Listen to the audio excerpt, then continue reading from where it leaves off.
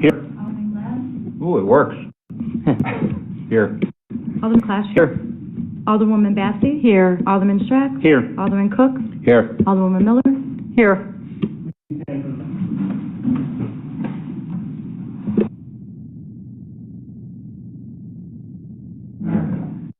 the republic for which it stands, one nation, under God, indivisible, with liberty and justice for all.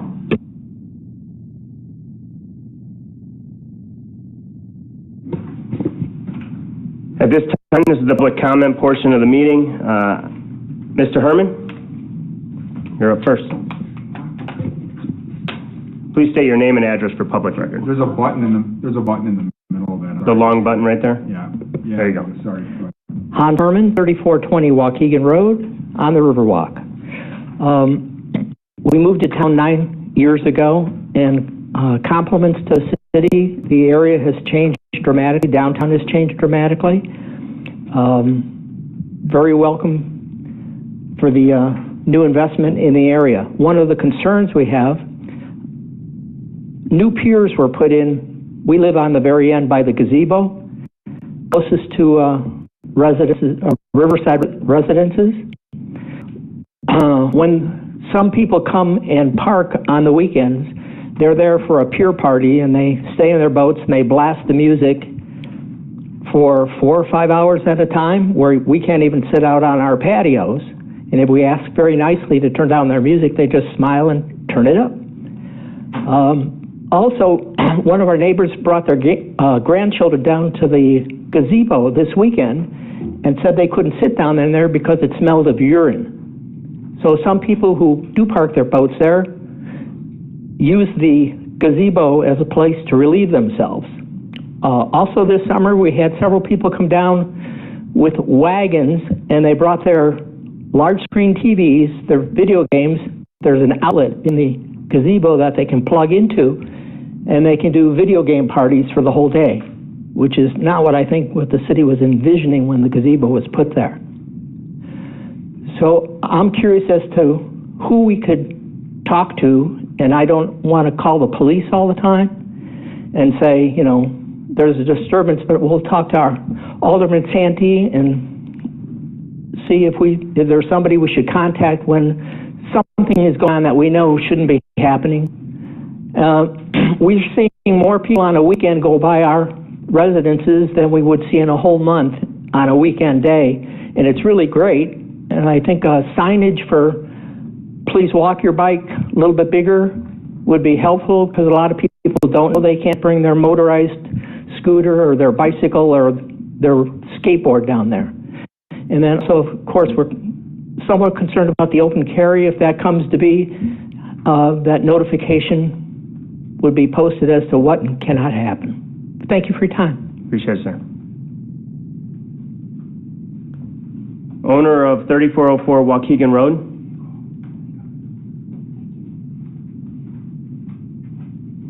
I apologize, I couldn't get the name, so if you could just state your name and address for quick record, I apologize.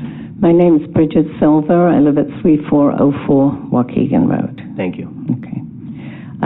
I also have a lot of concerns about the open alcohol policy. I think that we're just promoting alcohol in the city. There are close to 7 bars going to be active when these new places get open on Green Street. Maybe I'm not understanding the way it's going to go, but with these open carry thing, they're going to be walking down the Riverwalk, across the bridge, into the park area where we've got the nice park, splash pad for the kids. The kids are out there, and there's a bunch of people drinking and horse laughing on the other side during the daytime, which it's not a necessity. We have a high school on the corner of our street that the kids are in and out all day. We have the top drivers there that the kids are in and out of. We had a landmark school there on the other side, the retirement home. I just think everything is just getting so congested that you just can't go anywhere without the alcohol, and I don't think it's a good idea, but that's just my opinion. So on the I also have problems with the music, and I do call the police. They're very good. They come. It starts in the evening, sometimes 4 o'clock, goes on until 2 o'clock in the morning, every Friday and Saturday. I call the police many times. Even last Friday they came at 1 o'clock in the morning.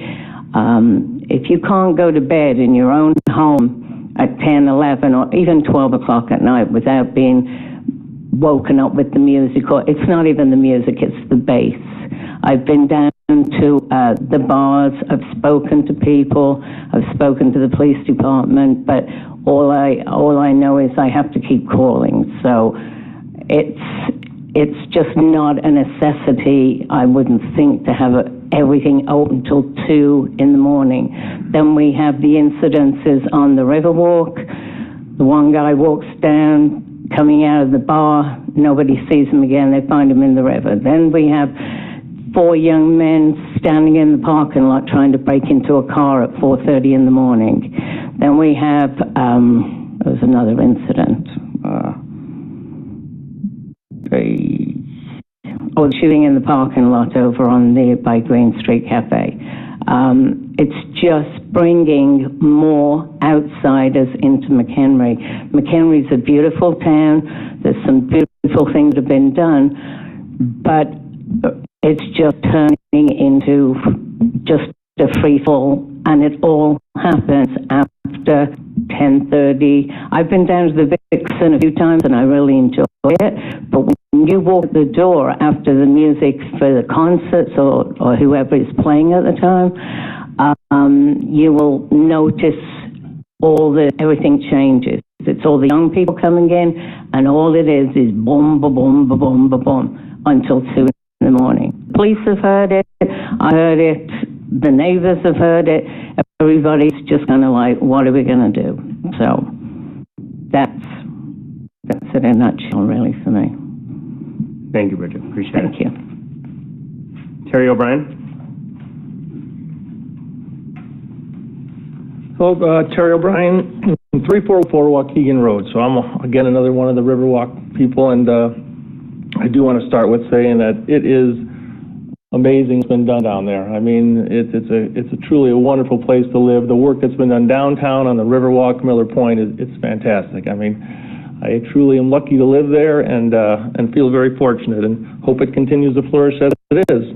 With that being said, I know certainly with our group of owners, there's been a lot of discussion about the proposed dining and entertainment district. And maybe I'm the exception to the rule, but for me, I support that. I mean, I think it's got the potential just to be a further enhancement to the area. I know there's going to be concerns. Maybe you're going to hear some more tonight about them, and I understand that. I'm certainly, nobody wants anything bad happen, but I just, in my heart, I don't feel like that's what this proposal is going to do. And on the other side of it, I look at it and I say, there's really nothing that stops that from happening now. I mean, if we're worried about things happening to the property or difference, I mean, there's nothing that stops anyone from doing that now. But I really think on the flip side, you've had some test events. We've had the St. Patrick's festivals, we've had the wind walks, and I mean, those have been successful, safe, very enjoyable events. So, to the contrary, I meet a lot of people on those things, and during the evening walks down the Riverwalk, and you can't believe how positive and impressed and complimentary they are about the area. And I don't think that will change if this was to change. So, from my standpoint, I guess I just want to say, with the right proposal, I think people will continue to enjoy the area responsibly. That's it. Thanks. Thank you, Terry. Is there anyone else that'd like to make a public comment at this time? This is for items that are not on the agenda this evening. No? All right. We'll close the public comment portion. Items 5A through 5H. Is there any council members wanting to pull any items for separate consideration? Alderman McClatchy? Yes, thank you, Mayor. I'd like to pull C and D. Okay. Any others? Okay. I'm looking for a motion to approve 5B, and then 5E through H. Alderman Santee? I'll make that motion. Thank you. Second? Alderwoman Bassey? I'll make a second. Thank you. Discussion on these items by council? Alderman Glab? Yeah, I did have a discussion with Monty today. believe when we had our special meeting, we did open it back up to open session and then close the meeting. We didn't close the meeting, I don't believe, in executive session. When we had the special meeting. We did. We opened the meeting. No, I don't remember. We reopened, we exited Exited executive session, and then adjourned. and then Did we vote then to close? Yes. then we voted to close. I think Right, so I just wanted to make sure that, You mentioned. because that did not shoot like that. And so that was being changed. Okay. I actually think I'm the one that either did the first or the second on that one. Okay, thank you. It was recorded too, so. Any other questions, comments regarding these items? Clerk, call the roll. Alderman Santi? Yes. Alderwoman Massey? Yes. Alderman Glad? Yes. Alderman McClatchy? Yes. Alderman Strack? Yes. Alderman, Yes. Alderwoman Miller?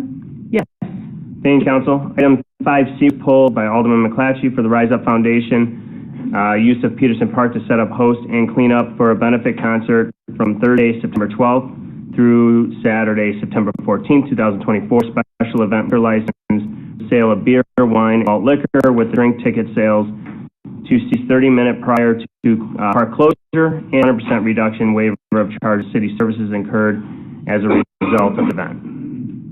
Alderman McClatchy, go ahead. Thank you.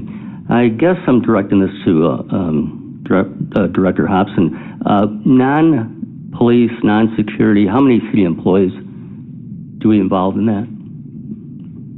We have five Parks employees that work the event. City employees, that's it? Five? 5 city employees that work that event. Okay. And the rest are Our Parks volunteer? Yes. Okay. That's all I had. Any other questions? Alderman Cook? How many police are involved with the security of it? Chief? No, I'm sorry, Chief. I sent council a little note on this earlier today, but depending on the day. So for last year, our high was on second shift on Saturday, which was a large event. That's 30 police officers. And then our low 10 officers, which was the first half of the shift on Friday. And they want us to incur this cost of the security for this event, correct? That's just the previous years, the previous council members have approached it that way, that they were comfortable with that. The 100% of the money goes back to the city either way, so, but yes, the council, the last years, the council has gone that direction. So, okay, the total amount of money that goes back right to the city. $200,000 each of the last 2 years. So Okay. $400,000 in So total how that we much? received from this Okay, event. so how much of the money goes for the officers and all the security? Is it half? Is it 10%, 50%? What? Our total cost from a Parks Department point of view, including some setup costs, that are non-overtime, we're in the neighborhood of $7,000-8,000 the last 2 years with a two-day event. Okay. In contrast, our Fiesta Days charges, just for parks, that's $10,000 for Fiesta Days. So with the police and the parks, comes out to what? Well, I just told you what parks are, the police costs. Okay. And the chief said there. Yeah, I did send a note out to you guys, but so when council voted not to charge last year, we didn't invoice that. For me to go back, I would have to go back and pull every officer that worked that event, find out what their pay was in September of 2022, look at with finance what they put in. So I don't have a dollar amount for you. What I can say is if I had to guesstimate, it's around $20,000 for a 2-day event. That's police services. So typically any nonprofit that runs an event in the city, for as far back as I can remember, the city gives a 50-50 split. They incur 50% of the cost, and the nonprofit pays the other 50% for police services and park services. So the difference with this event was we incurred all the cost instead of a 50-50 split because Rise Up was donating all the profit back to the city anyways. So it'd be like $150,000 in clear, kind of, sort of, if you're talking about that, money-wise. Yeah, more than that, but yes, upwards of thing. excess of Okay. that, yes. So the first year we donated $200,000, and then the second year was $450,000 because I approached Gary Lang about a $250,000 donation when he sold the business to go through Rise Up. And then we took that 250 and allocated that directly to the amphitheater on Miller Point, and then we donated additional 200,000 to Miller Point. So 450 was last year, and then 200,000 was the year before, 2 years before that. Thank you. Alderman Santi?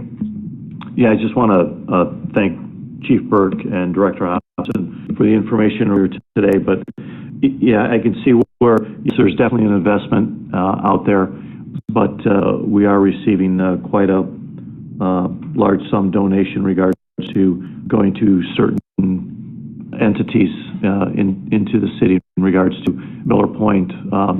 I believe looking at a park this year or this upcoming year after the next Rise Up. And you do, Alderman Cook, right on the money. You have to kind of weigh it because yes, we definitely have some costs going out the door, but enormous amount coming back in for these donations. And I can't speak for the mayor in regards to the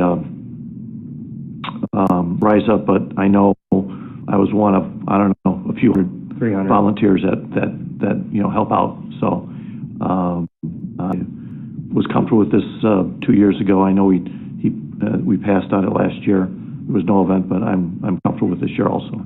Thank you. Thank you. Alderman Glab? Yeah, the $200,000 was for the Splat and Whispering Oaks. That's correct? That's correct. Correct. And what was the city's cost on that? The overall cost. We had overruns and everything else, and we had to add in, what was it, $160-some thousand? I'm going by memory, so just what I recollect. It was roughly $100,000. $100,000. Including the parking lot. We incurred some costs for the parking lot. We did have to run a water line. That was on us. There was some fencing we added for safety of the park, a sidewalk, and some curbing. When I recall, we were talking that there were donations and, and everything for the parking lot. Yeah, it's a $300,000 parking lot that we essentially paid. Actual costs to the city. That's what my concern was. And I take a look and I understand, we'd like to upgrade the park in, Veterans Park all the time. Everything, the gateway and the gazebos and everything else. But, we have a lot of other parks in this city. And how many other parks could probably use new equipment? I don't think Pearl Street is in bad shape. What's going to happen to the stuff that gets pulled out? Is that just going to get trashed or what? Well, it's due for replacement soon. The swing sets could definitely be reused. The play structure itself would be trashed. We wouldn't put it back up someplace else when it has probably 5 years life left on it. 5 years left? And how do we figure that? Replacement. When we put it in, it's usually about a 20-year life on those. That's typically what you'll start to see, where the rubber starts coming off of some of those.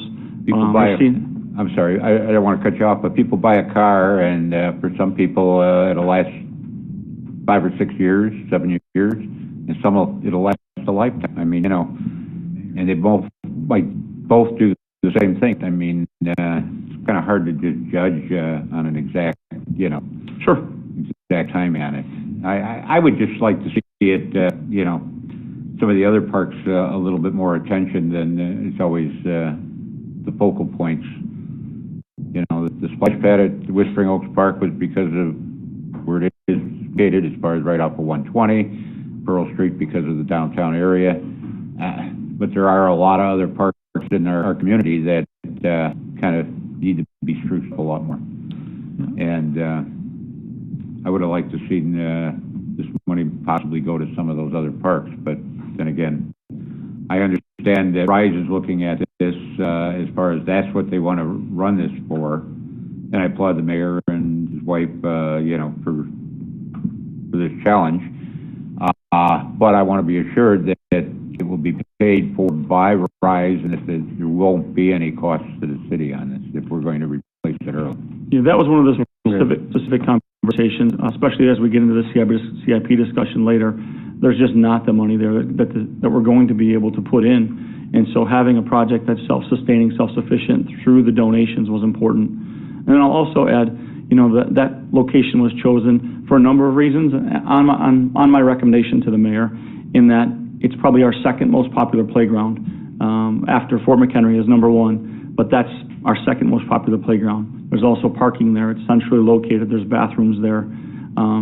It's a spot that has sidewalks all the way around it. It's easily accessible, and so creating an accessible playground, that was my recommendation after looking at the status of some other ones. But when you ask why that one, that's my answer.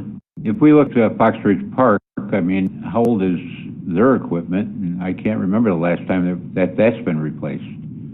Sure, their lifespan is probably overpassed. Well, if you drive a car 200,000 miles, it's going to be repaired a whole lot quicker than a car that only goes 100,000 miles. And so it becomes a thing. Like, how often is it getting used? I mean, it's a park that was used quite a bit. I mean, if you recall, we had no parking put on Dartmoor on one side because of the amount of use that the park had. And granted, there's other parks in the community. I mean, I think of Malibu Park. I mean, there's smaller parks that just the closer neighborhoods use, but maybe we need to look at those a little bit more as far as what we need to do to spruce those up. Then maybe we have there that for the following year or whatever that Rice take and dedicate money to spruce those other parks. I just think we need to spread through the community more as far as uplifting our parks. Yeah, we've been trying to do that. In the last couple of years, we placed Pebble Creek Park was one that was in particularly bad shape. That was replaced. Right next to the Knox Park pool, the Merkel Center, that one was replaced. Most recently, North Oak Park was another one. Annually, I would say more than annually, we do playground inspections where we have a trained, one of our maintenance employees is trained, goes through those, looks for wear and tear, looks for issues. And so we do have a replacement. We did get caught the last time we went through our playgrounds, and we replaced a bunch at one time, which isn't ideal to replace them all at one time. So now we're on a replacement schedule and working through the ones that we think need to be replaced higher on that list, and we'll continue to do so. Those replacements are generally as long as we can leave the standards in place, we can do those for $60,000 to $70,000. If we have to take the entire park out, then you're looking at anywhere from $150,000 to $200,000. And again, I'm just looking at my area, and I know we've had a lot of, Alderman Cook had a lot of discussions with you as far as upgrading the Lakeland Park parks there. They've been neglected for many years. I would like to see the council get a report as far as all our parks, as far as where we're at, as far as age and condition. And I don't think we need it overnight. I mean, let's do a good job on it. Do it in like you have some spare time. Just for the future, so that again we can ask the mayor again for next year to see if RISE can't raise up some money for some of these other parks. All right? Definitely. Thank you. Bill, is any of that in Parks Master Plan? Not necessarily the age and replacement. That'd be something separately we'd look at. I'd go back and take a look at when we replaced those, and then couple that with any of our playground maintenance reports. But a Parks Master Plan wouldn't reflect. It's more of what would you like to see in this park for the future of the park, or redesign of this park, added amenities. Mayor, I just want to apologize for putting you on the spot, but no, it is what it is. I'm used to it. It's all good.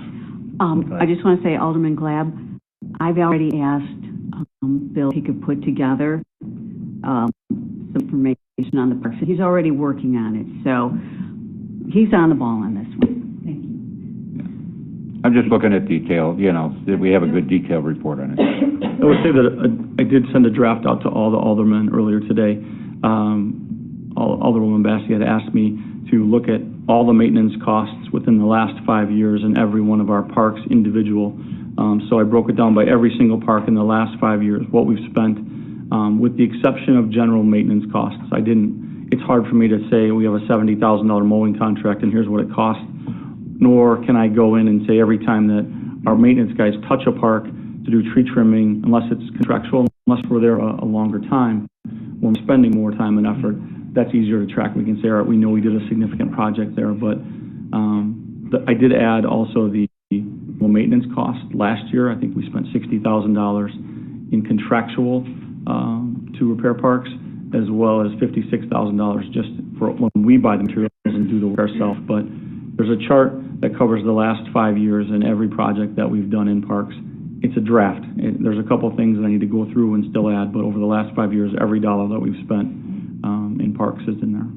And I'm not so worried about how much we spend each park as much as what the need of each park is and the condition that they're in, and so that again the upgrades are spread out through the city where they're needed. Yep. Thanks. Thank you. Go ahead. Does this report include your schedule of the next, couple of years for replacing these? I mean, it does not. What Alderman Bassey had asked for was the last 5 years of maintenance and all that. So, like the schedule with, I don't know, the roads. Do you have something like that going? I do not. That's what I can work on. I'll take a look at when we replaced our playgrounds, the status of each one, and give you a roadmap of what our opinion, mine as well as my staff that are trained playground inspectors, that say this is the ones that we should replace in what order. Do you have a protocol that goes with how you inspect them? Yes. And everything? And how do you get this protocol? Well, there's a training. They have to pass. I understand it. Is this through PERDERMA or anything else like that? Or is this you get a college course and they have to pass it? Excuse me. It's more of a certification along the lines if you're going to have a pesticide applicator's license, where you do the studies. It's not a college course, but you do have to do the studies, and you do have to pass an examination to get that certification. And how often does these routine inspection go on? You just do it in the springtime and then that's it? No, it's continually. At current moment, we have 2 of our 5 staff that are certified in playground inspection, and so they will periodically. There's not a set schedule of when they're going through, but we try to work through the probably. I don't know off the top of my head how many playgrounds we have, but I think it's like 15 playgrounds that we have. And so working through each of those and doing it in a meticulous manner that we're hitting all the inspection points that need to be hit. They submit reports on each one? They do not, unless they find something, then they'll write up that, but they won't go through and submit a report. We're actually looking at some software that they can go in and have an iPad, track that right as they're doing that, check the boxes, the things they need to look for. It then generates a report, but in terms of, unless we find something wrong, we'll do a report. Otherwise, we don't do. I mean, how do we know that they're out there doing their job, inspecting them? Do they? Don't. You send them out there and you go inspect that. No report comes in there. Nobody remembers the date when they inspected it. That's what I'm asking. I mean, they can't put a little tag on there saying that, ComEd was here and, we're sorry we missed you. Yeah. Because I'm just looking at all the parks. We've got 41. Parks, but not playgrounds. Yeah. There's only playgrounds in like 15, but yeah. Okay. 41 parks, 650 acres. They're pretty shabby, I think. Except for veterans. I disagree. I think veterans is very nice. I like Veterans Park, and I wish all the other ones were like that. You have probably the nicest playgrounds in your. Well, you better go out there and inspect it again, because I see rust and everything else all over these things. Peterson Park. That is correct. Is in excellent shape.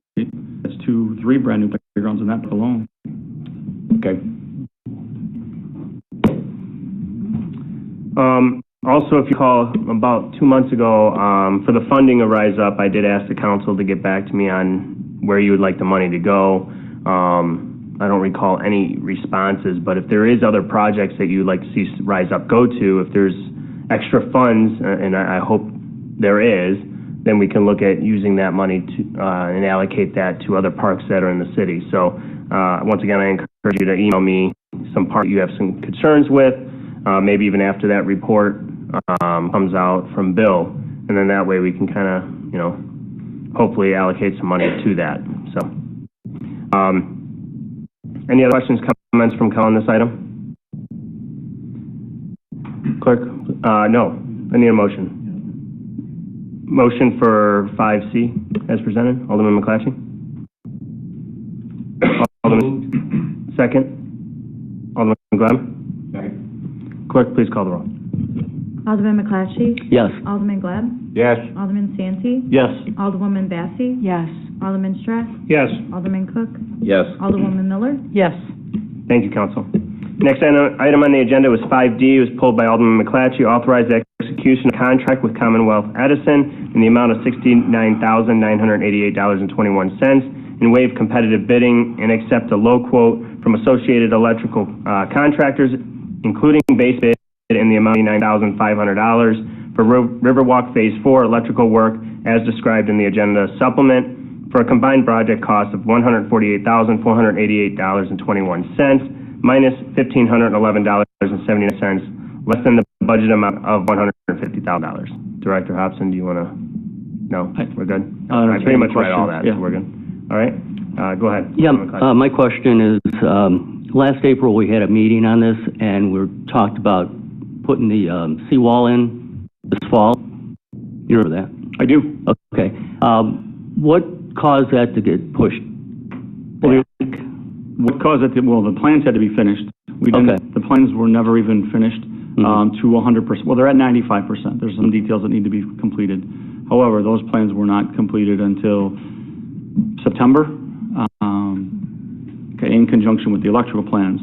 Our other side of it is we feel like we need to get the electrical done first, and we'll proceed with, then the question needs to be asked of council, what portion of this do you want to try to do? Do you want to try to break up, once the plans are done, to 100%, which they're very close. They're in a spot that we could probably bid them right now. John would probably be able to, we could bid those right now, right? If we needed to, yes. So if you're saying just do the seawall, we'd have to get a cost estimate. We were able to speak earlier about what the status of the TIF money is. Right now in that account is probably $450,000 in that range. We don't feel that that's enough to be able to complete the seawall with an old project cost of $1.9 million. And so the question becomes, how do we want to proceed? The focus for this supplement in particular was to check that box of one of the things that we've tried to do for a long time. One of the projects that we budgeted, one that did come in budget, under budget, is the electrical, working with ComEd. Let's get that infrastructure in place. Once the infrastructure is in place, let's take that next step. But let's get the electrical done, get them out of the way, and then start with the next portion of the construction of that Phase 4. Yeah, I totally agree with that, but I really want to see this thing get done. We've been pushing it down the road, and it's really going to tie everything together, Miller Point thing. So maybe we should have a discussion on this at the next meeting, something, how we're going to fund it, because you're talking now not till 2025? Number one, I couldn't agree with you more. Like, I was, with Riverwalk, sometimes it seems like my third child or fourth child, I'm not sure which one it is, but it seems like one of those. So to have this section done that ties it all together is something that I would love to see done. Being fiscally responsible, it becomes a little bit of the question. Right now, if there, like I said, there's like $450,000. The TIF is bringing in roughly $800,000 a year. The end of next year, minus some debt service, we're in the neighborhood of $1.2 million, $1.1 million at the end of the year. That still leaves a small shortfall. The only place that shortfall is going to come from is if City Council decides to spend down our general fund reserves in order to cover that shortfall. So it's a matter of, do we wait 1 year and be in a better spot, or do we take $1.9 million from general fund reserve with guarantees to pay that back from a funding source that we know is coming back? But that's not a decision that I'm going to make. It's not a decision I'm going to pitch to you, because I feel like we could, let's get the electric done. That's probably going to take probably take 6 months by the time we get transformers and everything. And now we're at May. It is a discussion item. When do we bid it? Does bidding it give us some real numbers instead of an engineer's opinion of probable cost? Yeah, it would. But we still have to have that decision in front of you to say, right, what kind of priority is this when it's up against a number of other things, whether that's a sidewalk program, that's Venice Avenue. I know we're going to talk about some of these things later, but there's other projects that are also TIF eligible that I just think that we need to consider as a whole. I'm 100% like, trust me, I want to see this done, and I'm going to fight for it. But ultimately, it's a decision that you as council have to weigh what direction you want to go. Do we have the money right now for the seawall portion? My opinion is no. And I say my opinion because until we bid it and have an actual number, no, we don't have the money to do the seal in its entirety. Thank you. Alderman Bassi? Thank you. Carolyn, how much have we spent on Miller Point / Riverwalk in the last 5 years? You're asking for the general fund dollars, right? Correct. What did the taxpayers pay? So with general fund dollars, Alderwoman Bassi asked me to look into it. For the last 5 years, we spent $1.6 million in general fund, and the TIF dollars are 1.2. So roughly 2.8. 2.8. Okay, thank you for that information. Thanks to Monty for helping me put this together. Every one of you have in front of you a booklet that has a lot of the different parks in there. All of the photographs were taken either Saturday or this morning. So I'm going to run through really fast. Take your time looking at them. But Ward 1, Overton Park, your park has got rotten wood, broken branches, exposed screws in the gazebo. Ward 4, Fox Ridge Park, a dilapidated fence, a rotted shelter with warped benches, multiple places that have rotten wood, cracked cement on a basketball court, and there's a close-up picture. And remember, children do in fact run on that. Ward 5, McHenry Shores, there's no paved parking area, cracked concrete, rusted on the backstop. The fence has got a huge hole in it. A lapsed fence. Let's see, Ward 6. Just say that's not our part. That one, okay. That's why I wrote on my notes, because I'm like, just FYI. Okay, Ward 6, East Beach Park, cracked concrete, rusted picnic benches, let's see, an unsafe, rusty swing set. Ward 7, Cold Springs Park, I don't know how to get into it. I don't know how to get out of it. It's very unsafe. Having said all of that, Ward 4 cannot support spending any additional taxpayers' money on Miller Park until the neighborhood parks are safe and usable. Thank you. Any other questions, comments? Alderman McClatchy, go ahead. Yeah, I was going to move to approve 5D. Thank you. Second, Alderman Santee. I will second the motion. All right. Clerk, please call the roll. Alderman McClatchy. Sorry, Alderman Glab, go ahead. I just had a question as far as all this electrical work and Berrien and everything else, but the service lines to the businesses, are they still overhead? The service line to the old bridge building will still be overhead. There's the pole, that will be the down pole right there. And the other pole that's across that's north, on North Central Street, that's the overshoot point. That's the one. That will also be overhead, remain as an overhead. So those two. However, all other businesses, the Bimbos, the Verdant Soul, like that whole string, all their services will be underground. Underground. So we've just got two, and the reasoning behind that is, did you mention two poles? The one pole is not coming down. So the one on neither one of the ones on Pearl Street that have the services off of them are not coming down. So there was no point to take service off of that one to create another underground. Okay, thank you. Any other discussion by council? Clerk, please call the roll. Alderman McClatchy. Yes. Alderman Santee. Yes. Alderman Strack. Yes. Alderman Cook. Yes. Alderwoman Miller. Yes. Alderwoman Bassi. No. Alderman Glab. Yes. Thank you, council.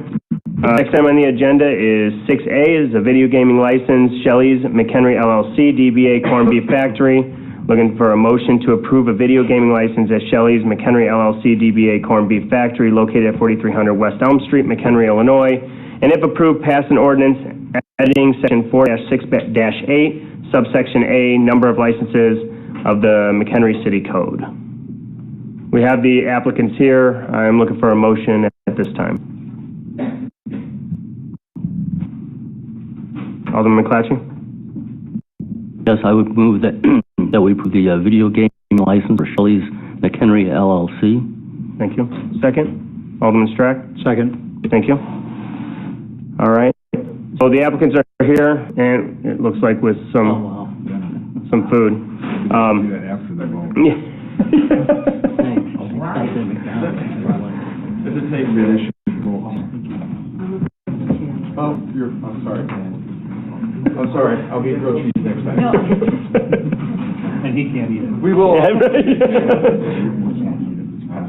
You're gonna take that? Yeah, you can take it. Can't eat. No. This side? No. Yeah. I'll get it to the table. Head away. No, somewhere. Right. All right. So we'll go ahead, if you would like to go ahead and present. My name's Chris Kaluba. This is Mitchell Voss. We're the owners of Shelley's Beef. Basically, what did we just put in front of you? Chicago Crane's called the Corned Beef Factory, the Corned Beef Keens. So you have the corned beef keens in front of you that you can enjoy tonight. That recipe has been in the works for 75 years. It was started in 1948. It's made in Chicago. It's fresh, and that's what we're going to be selling at our store, restaurant. Featured on the menu that I know is included in your packet, corned beef. We got everyone here corned beef tonight. There is grilled cheese. My wife's a vegetarian as well, so there is grilled cheese there. So that's also on the menu. Pastrami. We're going to have some hybrid sandwiches, grilled cheese. The bread is rye and French bread. We're going to try pairing some sandwiches with some local breweries to see how that works out. Once we get up and running, we're going to follow suit with some of the other stores and try some catering, see what we can do with the catering out there. Right now, basically, there's a successful store in Carroll Street, Woodstock. We're hoping McHenry is going to be the third one for this location. Specifically about the location, I'll let Mitchell address that.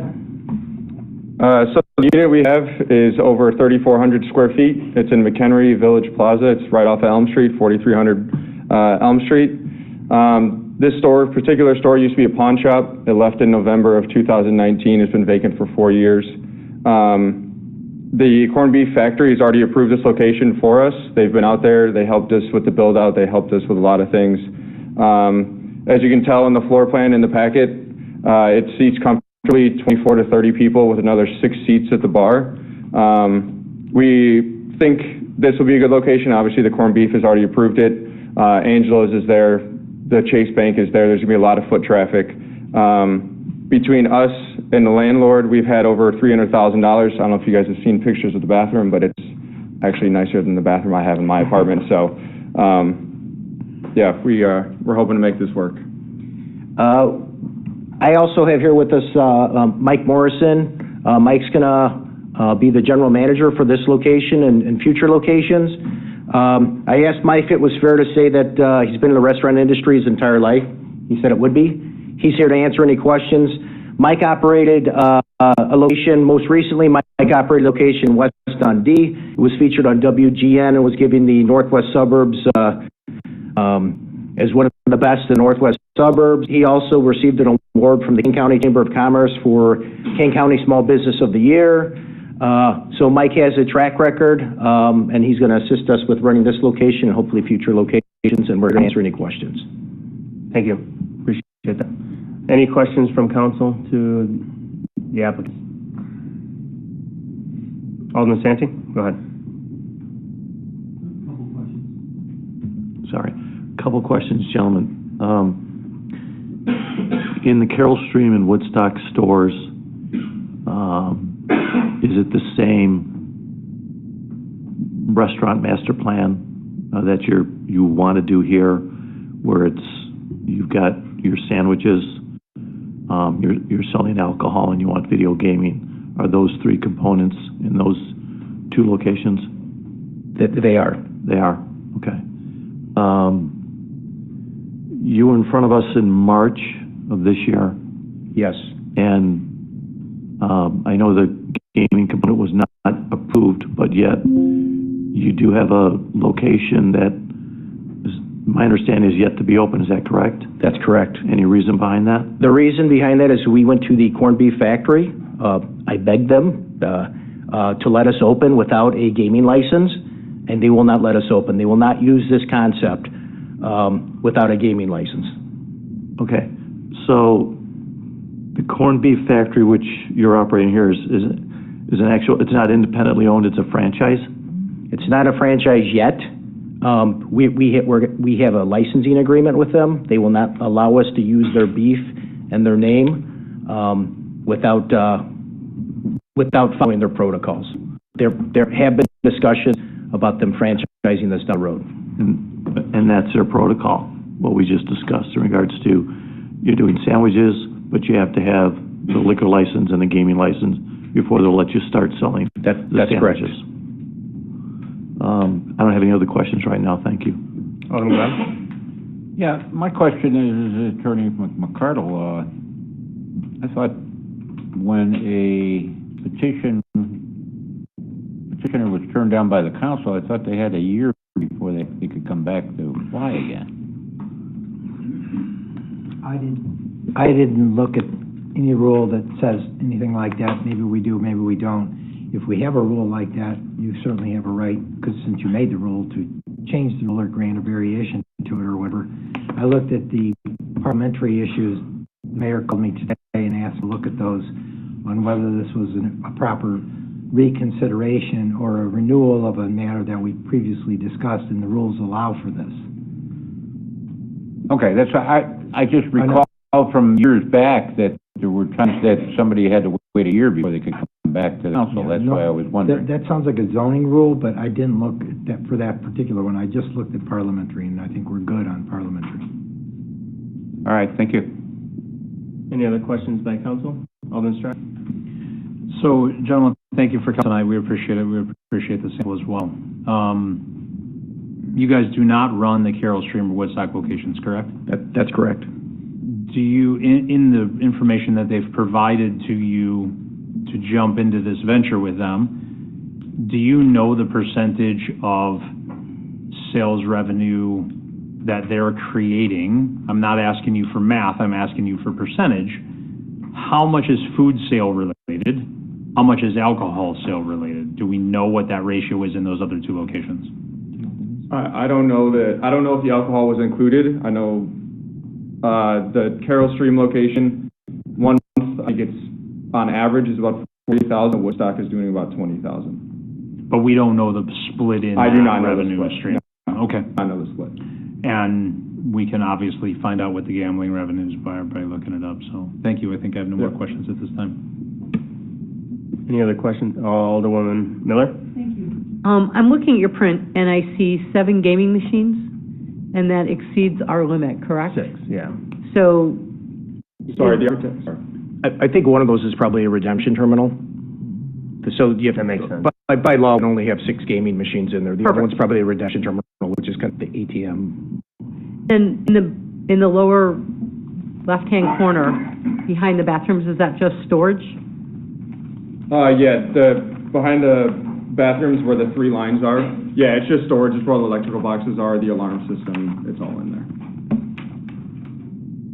Okay, thank you. Yep. Any other questions, comments? Alderman Glenn? Yeah, my only other comment is I've got a lot of reservations about a company that won't come to McHenry unless we give them gaming, period. In other words, this corned beef factory will not come to McHenry unless they get video gaming, and it's kind of, I don't know. I just don't like that type of tactics, and I just can't support that. Beef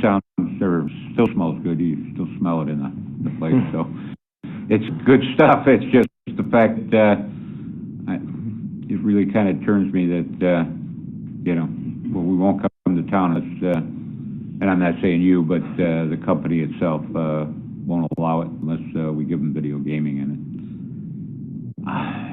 I would think that, if they were proud of their corned beef, that they would, be more than willing to come in here and open up an establishment, at least run it for before we even entertain video gaming. I just think that everybody that asked for it, if we just keep giving it, what are we going to do? We're going to have the Child Center next asking for video gaming. Where do we end? So that's my feeling on it. Alderman Santee, go ahead. For the record, last month we had a customer come in that owns a International Wine and Cheese House in Richmond, and he independently owns, I think, one other facility like that in the Chicagoland market. I've been into that facility probably a couple dozen times over the last 20 years or so, and I know it's a storefront, it's a restaurant, and he has the wine and liquor sales, of course, but he received gaming when that first came in, and I see that as more of a variety and a lot of options and more of a store/restaurant concept there. It seems like, I get it. I mean, people have to start people have their own game plan and their own master plan. But it's almost like they have, if you want to go with this corned beef factory concept, I mean, they do tunnel you in regards to you have to follow this road to proceed. And if the number one product is to be the corned beef, I know it seems like it's kind of like handicapping it and not being able to present your number one product and go with it. That concerns me, and I don't know if you have any thoughts there. I'm not trying to put you on the spot, but it just, the way they have this thing, set for you, it's peculiar to me. I just don't quite understand the total concept here, where you have to have everything. Go ahead, I'm sorry. I mean, my only comment, I can't speak for what's going on in their heads, but like I said, I did beg them after our last meeting, let us get in here, let us get started. They're creating a brand, and part of their brand that's working well in Carolstream and Woodstock is the corned beef with the gaming, with the alcohol, and that's what's working for them, and that's the only concept that they will allow to expand this with this product. Okay, and I just want to understand that statement you said. So when you said beg them, you're talking about your corporate ownership. Yes. Okay, okay, thank you. Alderman Miller? So you've invested $300,000 into the build-out already. How much was yours and how much was the landlord's? The landlord has, I would say, I don't know the exact numbers, I would say 2/3 landlord, 1/3 us. And we're not done spending. I mean, there's still work after, hopefully we get approved that we need to spend. And if not approved, what's plan B? We're going to have to go back to the drawing board and see what happens. But you have the space on lease? The space is under lease, yes. And how long is your lease? 5 years with options, 2 options. Thank you. So Rick Heidner reached out to me, 6 months ago, maybe before that. Rick Heidner is the one that owns the piece of property, along with Angelo's, the whole strip. Obviously, Rick Heidner is trying to get new opportunities in there. It's been difficult over the last year since 2019 or so. Rick Heidner has also given a lot of opportunities for the tenants that are in there, Angelo's being specific, of during COVID, helping them out personally. And so this is when this came up. I decided to bring it forward to you all. At first, I think it was a couple months ago, we got, March. And then we are today. So, this has been vacant. We all talk about revenues and so forth. Obviously, we just approved a location that's a third of the size. And then I got a call from Mr. Heidner saying, hey, why is this one getting approved? But yet we're a lot more square footage. We're also, and I don't know the percentage, but according to him, the percentage is more food than actual, gaming. But, so I encourage, this is an opportunity to try it out. They do have money into it. They did the space very nicely. So I'm fully supportive of this. So I hope the council is as well. Alderman Santee? Mayor Jett, that was my whole point there, is that I know, well, I don't know, but when I saw this on the agenda, I immediately thought of what we had passed. And, it was close. It was a very close vote. But like I said, it's an independent, or it's a gentleman that has at least 2 stores, and this would be his 3rd store.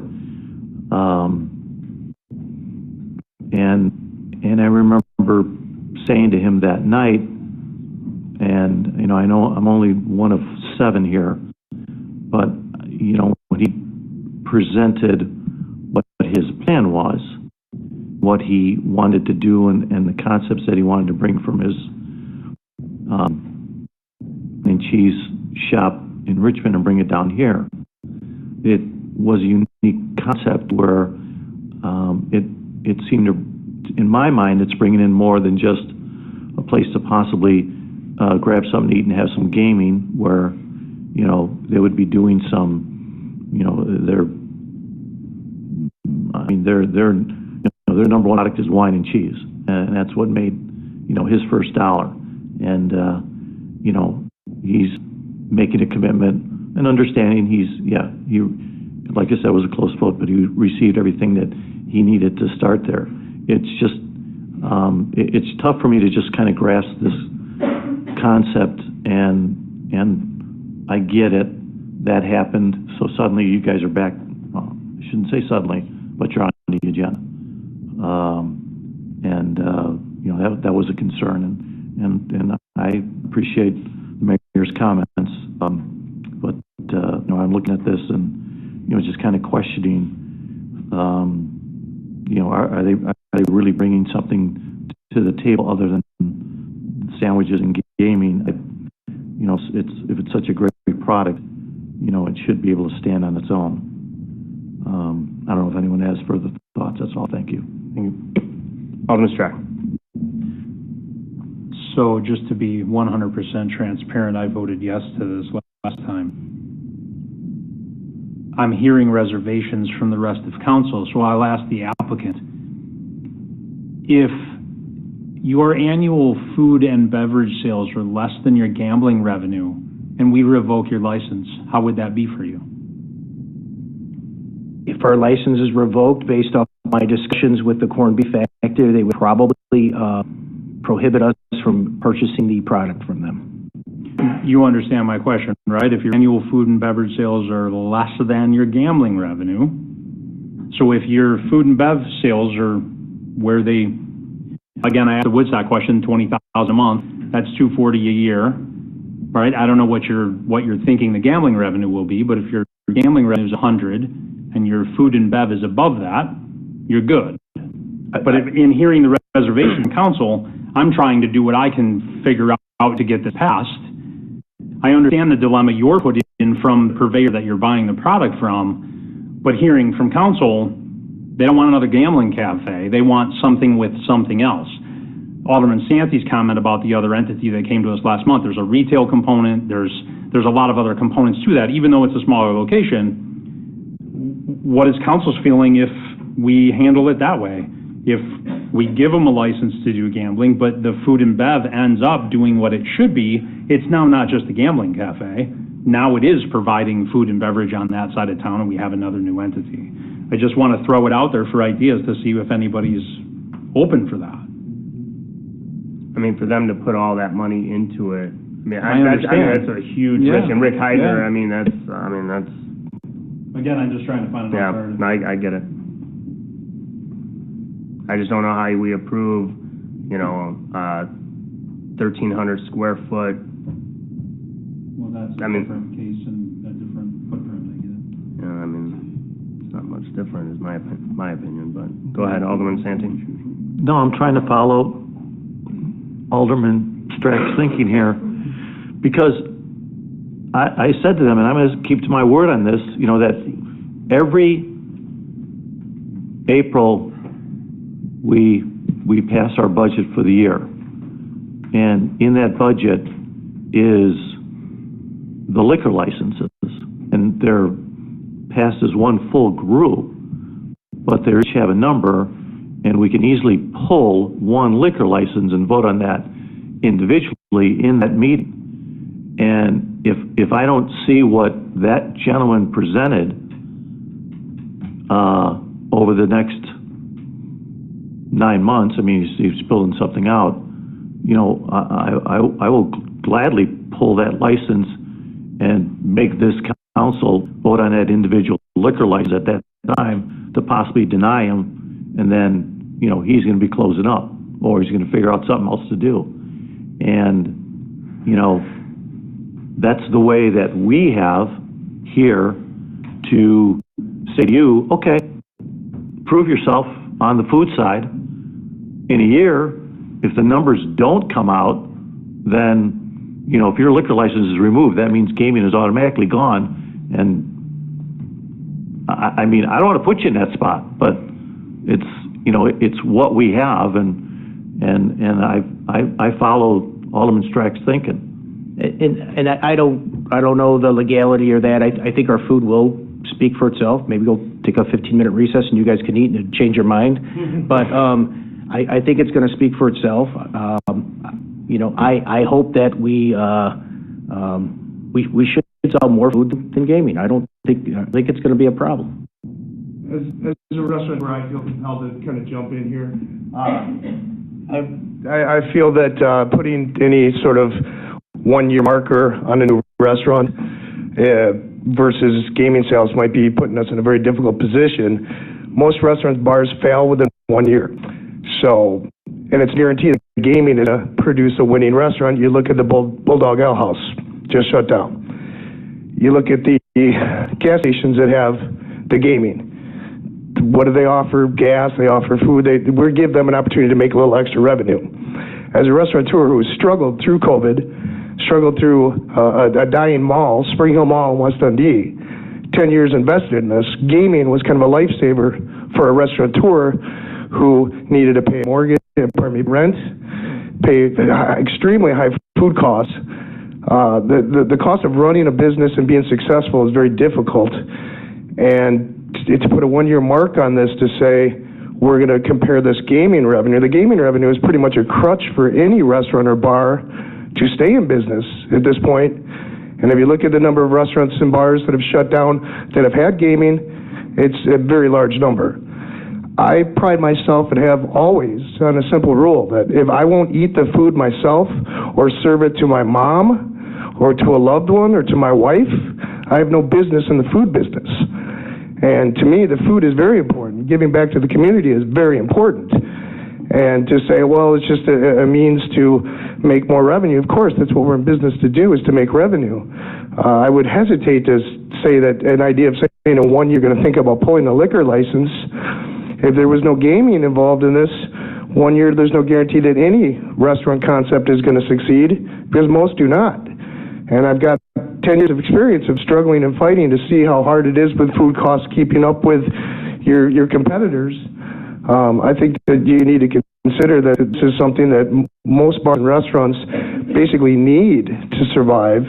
And it's unfortunate that the entity of the corned beef factory is requiring this of us. I feel like we're in a bit of a jam here, and I'm putting you into a bit of a jam. But I think you need to consider that You know, this is something that is basically operational for all restaurants and bars now. To survive, they need that additional revenue. And I think Pride in Food is something that's going to make the difference in getting in that business and make the sales. But I'm sorry, as a restaurateur, somebody who's done this my whole life, I feel like that needs to be said.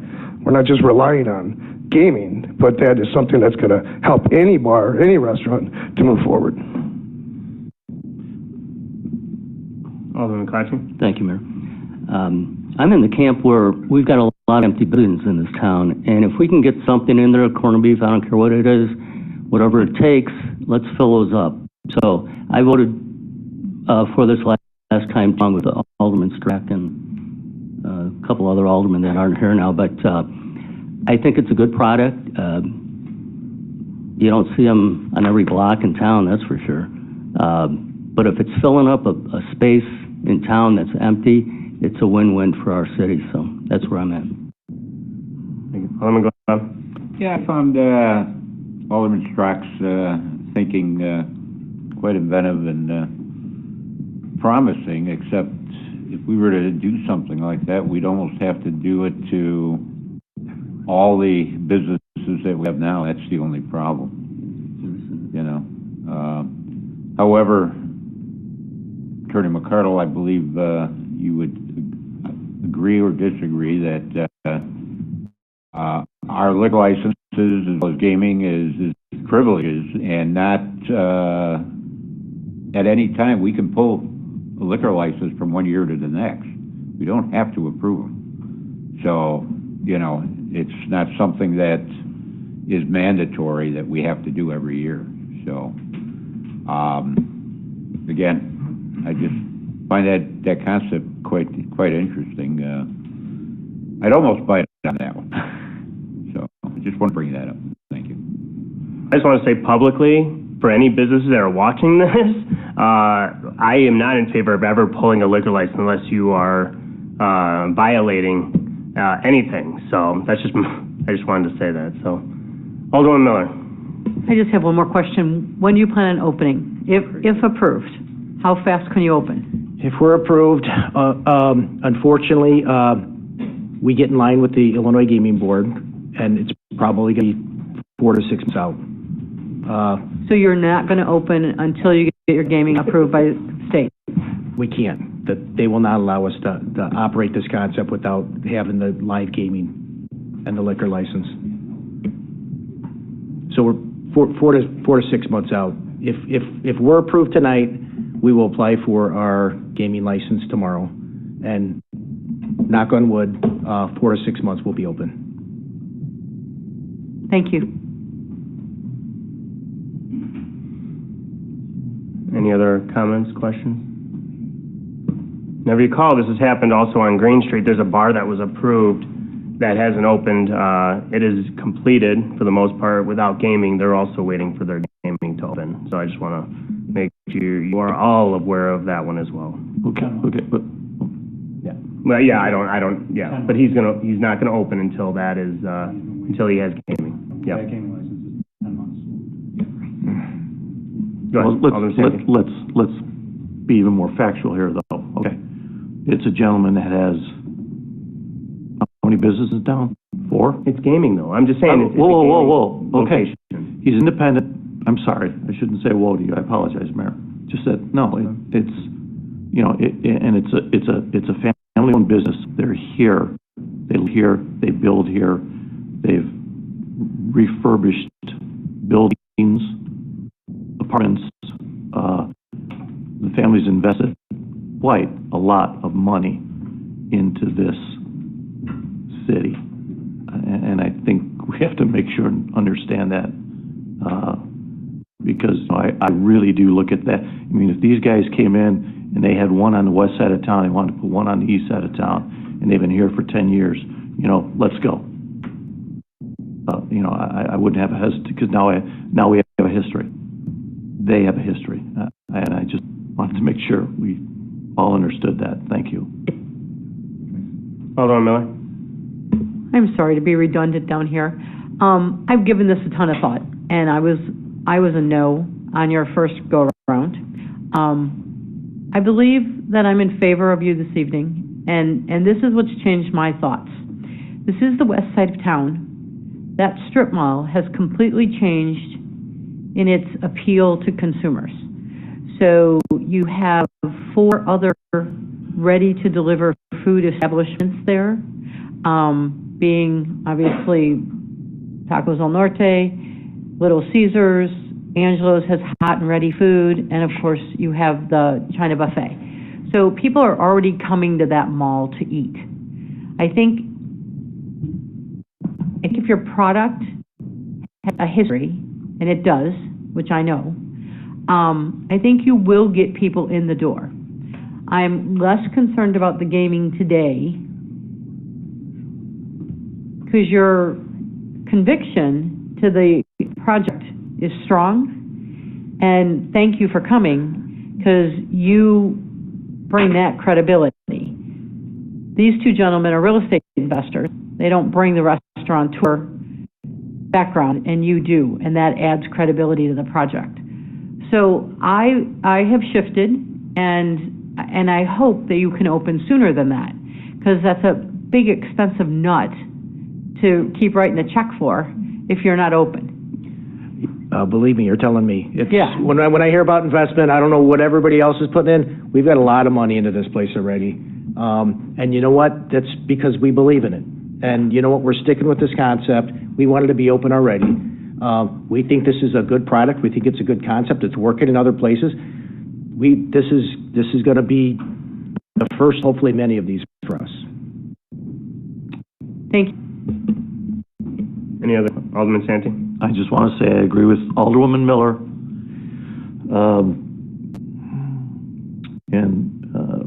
You do have the restaurant person here, and you do, the west side is a little bit more struggling for businesses.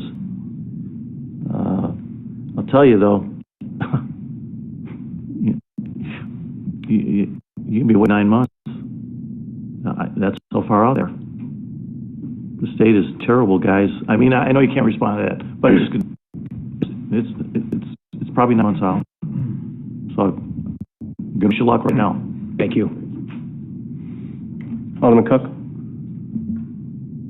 So, if we were to approve your gaming for the city, and you apply for the state of Illinois gaming license and all that, would this corned beef factory, would you be able to open up without the gaming while you're waiting for this blessing from the state?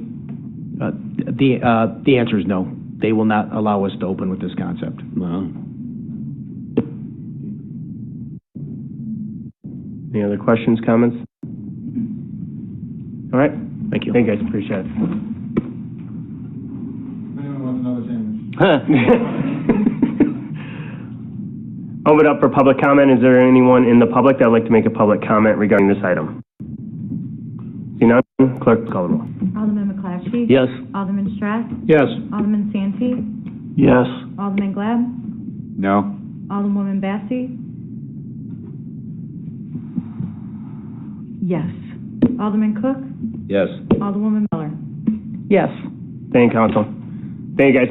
Appreciate it, and good luck. All right. If you could give us an update as you get it through the state, give me an email, let me know so I can update Council. Thank you. We'll talk to you in about 12 months. No, I'm just kidding. Thank you, guys. I know.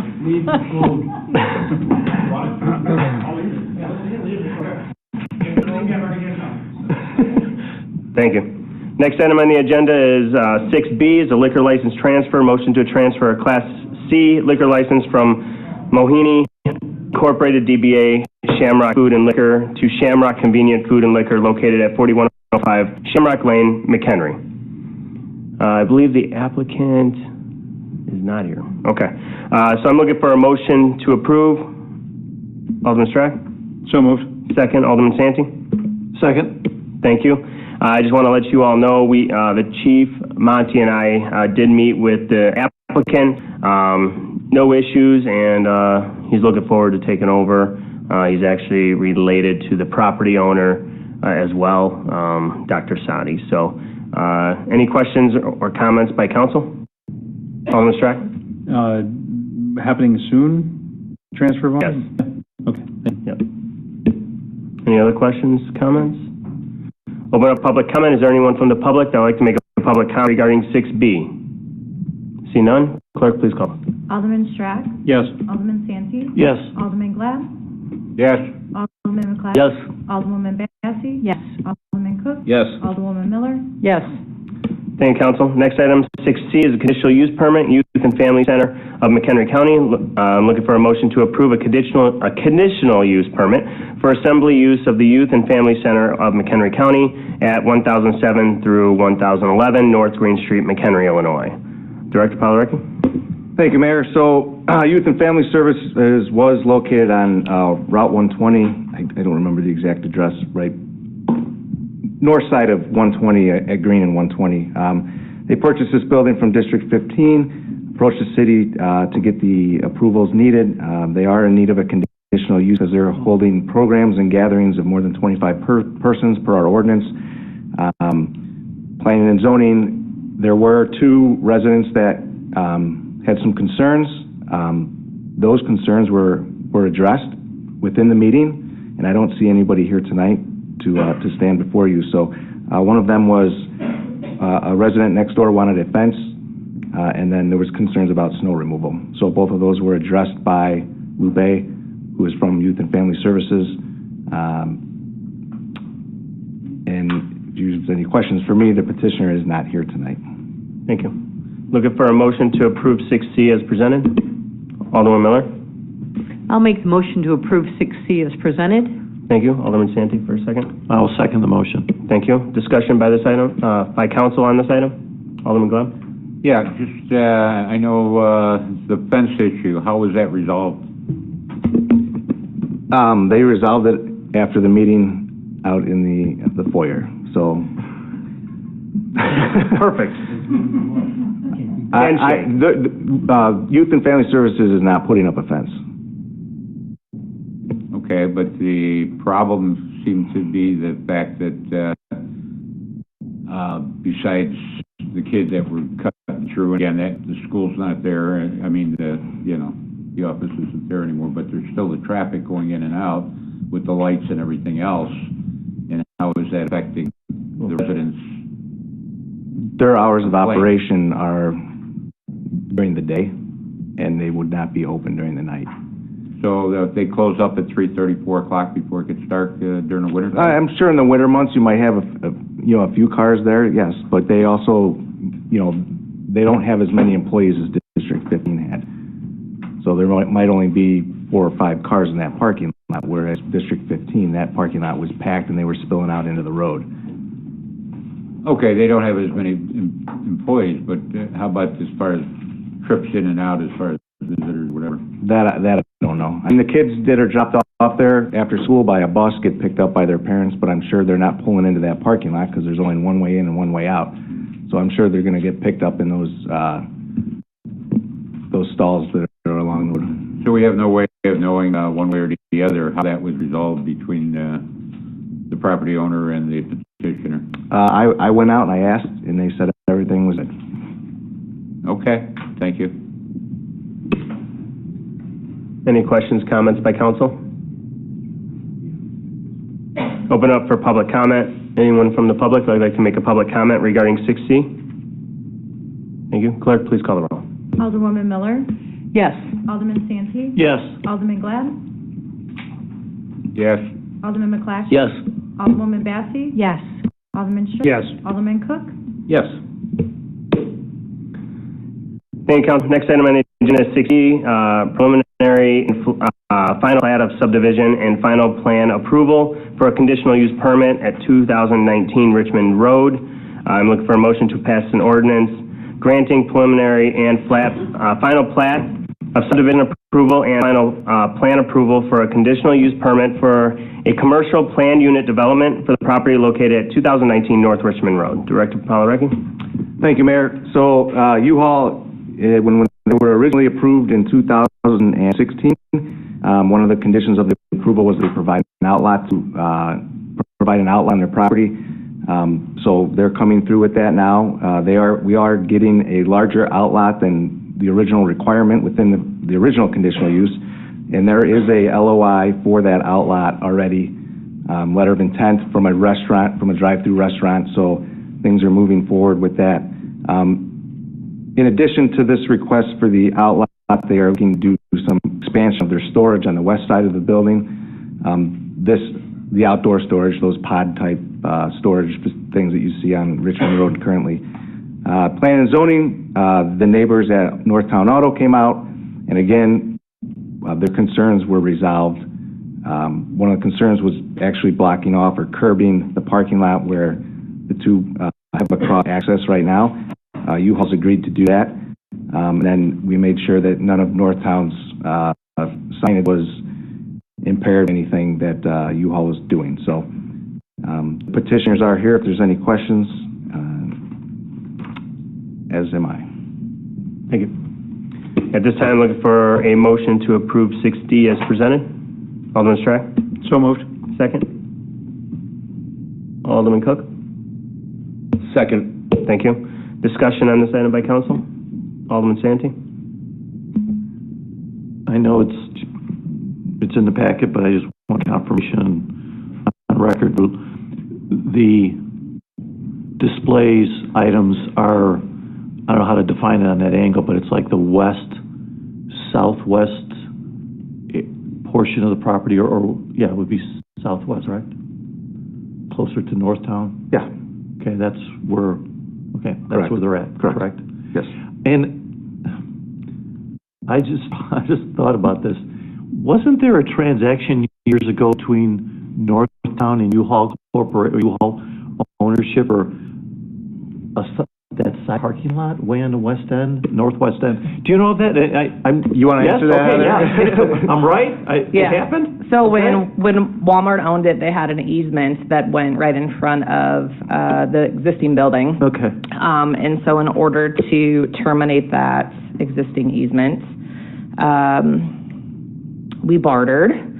And they were actually using that west side parking lot as overflow. And so we put up a jersey wall to prevent them from using it, but there was a transaction. You bartered with a gentleman by the name of John Colomer? Or the Hartmans directly, yeah, yeah. He's the gentleman that actually built the building for them. Yeah. The father and father-in-law. Yeah, so yes, that did occur. That's all the questions I have, thank you. Any other questions by council? Alderman Gleb? Yeah. I am reading this right, that the drive-through restaurant's off Richmond Road, correct? There's an entrance off of Richmond Road, and there's an entrance off of McCollum Lake Road. Right. Yeah, so you can get from either or. North of the gas station. Correct, yep. Now, that isn't the footprint that was approved when we approved the U-Haul. It's half of the footprint.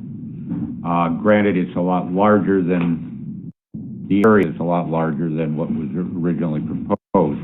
And I'm the push that you're back when U-Haul came, because of the fact that I didn't want to just see nothing there but U-Haul. I wanted to see retail. That was how many years ago? 12? 2016. That's all it's been, but still, it's 7 years that we've seen it, no action. We're finally getting some action, and I could see this being, I'll support this because something's happening. So kudos to them that they kept going to get something going. Thank you. Any other questions, comments by council? No. Okay. Thought you were going to hit your button. All right. Thank you. Thank you. Appreciate it. Open for public comment. Is there anyone in the public that would like to make a public comment regarding 6D? See none? Trish, whenever you're ready, call the roll. Alderman Strack? Yes. Alderman Cook? Yes. Alderwoman Miller? Yes. Alderwoman Bassey? Yes. Alderman McClatchy? Yes. Alderman Glab? Yes. Alderman Santee? Yes. Thank you, council. Thank you very much. Appreciate it. We're excited, so thank you.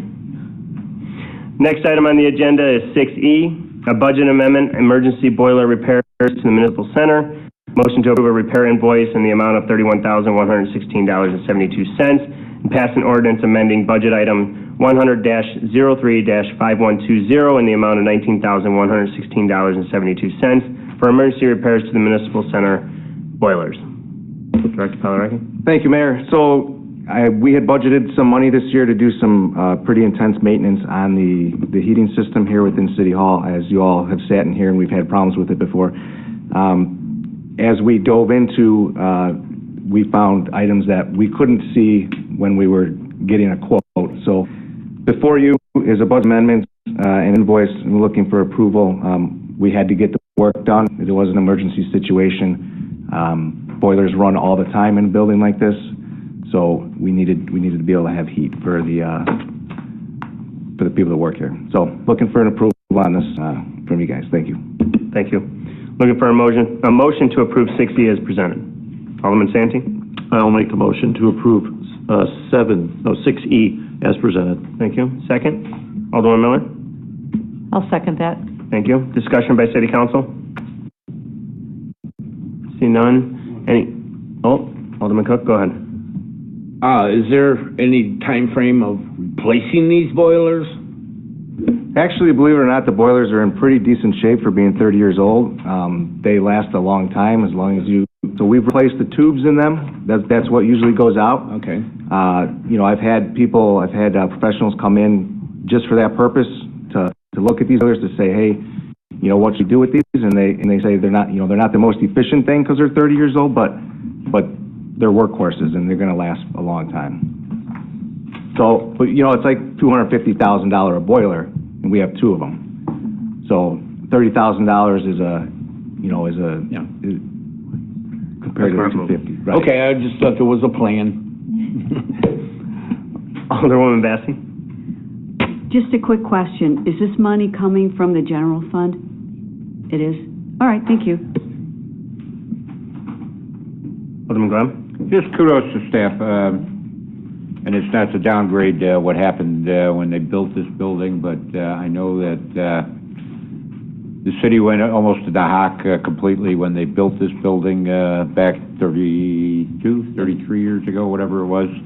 I used to hear a lot of stories about it, but there were a lot of cutbacks and, shortcuts that had to be done at that time in order to get the building that we had. So there's a lot of little things that staff has to work through, and kudos to them that they find the ways to do it. Thank you. All right. Any public comment regarding this item? See none. Clerk, please call the roll. Alderman Santee? Yes. Alderwoman Miller? Yes. Alderman Cook? Yes. Alderman Strack? Yes. Alderwoman Bassey? Yes. Alderman McClatchy? Yes. Alderman Glad? Yes.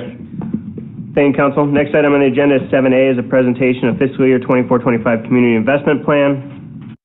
Eric, the floor is yours. Yeah, you said I had 5 minutes, so I have to talk really I said fast. 3 at first, but we'll go with 5. I know, that's why everybody stayed tonight for this presentation. It's all right, you'll miss it.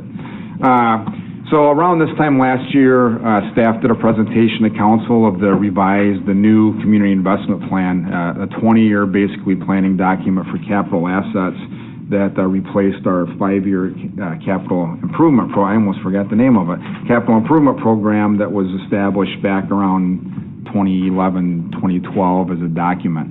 And again, as around this time last year, typically before that we had CIP discussions with council during the budget process or right before the budget process, and this is just good timing because it lays out, reminds council before we get into that budget process kind of where we're at from a general fund capital improvement standpoint, and just a good reminder for all of us with the purpose of the community investment plan. So tonight's meeting focus, it's not as bad as it looks, everybody. I have 7 slides here, so all these bullet points aren't 20-minute presentations. I don't hope.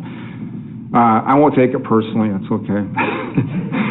The first part of it is to review the purpose of CIP, the funding sources and strategies, identify projects that were already approved in this year's budget that will be completed or substantially completed, take a look at those maintenance projects that are programmed out for next year. And again, it is a program. If you recall, we went through a pretty lengthy process to take a look at age of vehicles, equipment, et cetera, and put it into a replacement program to identify any new capital asset projects, and I'll get into defining the differences between those two things in a minute. And no formal actions being requested of council tonight. This is an informational transmittal of information for council and the public as a precursor, I guess, to the development of the budget, which will start in earnest come January by staff. So just, again, a reminder of the purpose of the CIP. I mentioned earlier it's a 20-year schedule for maintenance and replacement of capital assets that are more than $10,000. So those could be, it could be boiler replacement, it could be vehicles, equipment, so a facility, rolling stock, basically any capital item that the city currently possesses that is a maintenance and replacement only project that will cost more than $10,000. The purpose is also to define or remind us what the funding strategy is for capital asset maintenance and replacement, and also new asset development, which we talked about some of that and other items tonight. To establish the prioritization for maintenance and replacement projects and for the development of new capital assets, and then finally to identify that kind of wish list of new capital asset projects for consideration if we have the money that's available, and I'll get on that in a couple of minutes. So just to take a step back in time, you council members that have been around for quite a bit of time know this, because talk about it every year with the CIP, but for newer council members, it could be new information or just a quick reminder. Historically, CIP projects or capital projects were funded with annually with surplus of general fund revenues. So what I mean by that is staff puts together the general fund budget, the operating budget. We take a look at what revenues may be coming in, primarily through property taxes, sales taxes, and use taxes, which are our big three sources of revenues for the municipality. Although I will just throw in there that, for just in case the audience wonders, video gaming actually brings in over $900,000 a year to the city of McHenry. So it's not some small amount, and that money goes into our general fund that we then use for these projects. So that's a large amount also, and soon, probably starting next year, we'll start to see revenues from the dispensary that's going in where the former Panera is at, and those should be in hundreds of thousands of dollars also, and I'll come back around by that. So we'll take that surplus, we would develop our revenues, we would develop our operating budget. At the end of the year, when we put together the budget for the following year, any surplus in revenues. So we budget very conservatively in terms of what our revenues are going to be. We don't want to think we're going to have more money than we actually get in. So we budget extremely conservatively our revenues every year, and then, as council knows, we're within a couple % variance of our expenditures every year. So if we say this is what we're going to spend, we're within a couple percentage points operationally of what we're going to spend. And typically, it only goes over if we do budget amendments for items like boiler repairs, emergency boiler repairs. So in the past, again, that surplus would be rolled into the next budget year for capital items. The problem with that is very inconsistent. We can't say X amount of dollars is coming in so we can do these projects or buy this many vehicles or any of that. And so very difficult to plan. In fact, all directors know we used to have meetings where it was like, well, do you really want this vehicle, or are we going to do another half mile of streets? I mean, that was literally the conversation that we would have in capital improvement planning. A couple of years ago, back in February of 22, as council will recall, you adopted a couple of utility taxes, an electric utility tax, or ComEd, and a natural gas utility tax through NICOR. You decided to stagger the implementation of those taxes, so one went into effect, the electric tax right away, and the gas tax was deferred until this past June, right, Karen? It was just June of this year that we implemented that one. And furthermore, council dedicated each of those new taxes for a specific purpose. The electric ComEd tax was specifically dedicated by ordinance to be used only for capital asset maintenance and replacement projects, and the amount is estimated estimated about $1.1 million a year, and we were in there. We're like 1.125 is what we're looking at right now. So I used the lower number, being conservative, of 1.1. The natural gas utility tax, again, by ordinance, council passed, was established just for new projects. So something that we don't already own, or an existing footprint of building, or something that would be new, a capital asset project that is going to cost more than $1,000. It's not a maintenance and replacement project. And we estimated, actually, we're using NICOR's numbers that they gave us, estimated that at $760,000 a year. We'll get in a couple minutes that we haven't seen a year of that revenue yet, so we don't know exactly where it's going to be. But again, I'll come back around to that. Those are the two funding mechanisms for main funding mechanisms for our maintenance and replacement program and new capital asset program. Then on top of that, we know, because of the way we have budgeted, that we typically have surplus revenues based on our conservative revenue estimates and our conservative expenditures, that typically in the past few years we've had a surplus that we've committed, because of our fund balance and reserve policy, that money would go first towards ensuring that we have at least 120-day general fund surplus, which we've been able to achieve and maintain for a number of years.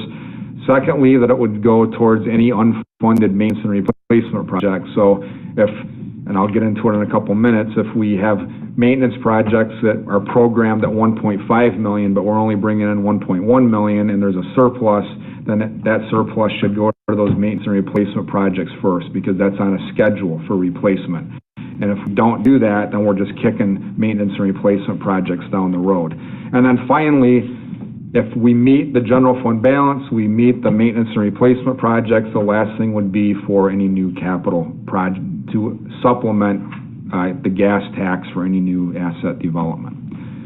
So this is just an example here. We threw a few different charts at you last year, but this one to me is the most important, because it shows, it takes a look at our electric utility tax revenues in terms of what we project it to generate over the next 10 years, and then what we have programmed for our maintenance and replacement costs. So the potential revenues, or the estimated revenues, are in blue. The maintenance and replacement costs based on the program that we put together as staff is in orange. And so year one in 22-23 was a little key, because again, we were bringing in the electric utility tax, but we didn't necessarily dedicate maintenance and replacement costs for that. So we spent $175,000. We rolled most of the money into this current year, 23-24. So we were able to have a more robust, as you can see, $1.9 million, a much more robust maintenance and replacement program in the year that we're in right now, because of that carryover of funds. So now we move forward into budget year 24-25, which we'll start planning for here in January. And again, I go back to that $1.1 million number, which we're pretty confident is going to be what the revenues are at for the electric tax. And what we have programmed in, and I'll go through the list in a minute, is $1.7 million of maintenance and replacement costs. So you see that there's, even with the dedicated funding source there, that it cannot achieve all of the revenues that we need to be able to meet those maintenance and replacement costs. Now, it's sure some years it's up, some years it's down. Some years the blue, I put arrows where the blue was higher than the orange, just to show you that that it's not all behind the eight ball. It doesn't necessarily even out over time. And what it means is if there's a shortfall, then we either have to make up that shortfall, or we have to kick those projects out, which means that it's deferred maintenance costs, which we all know from experience at the end of the day is going to cost us more money anyway. So that's just a quick chart on that.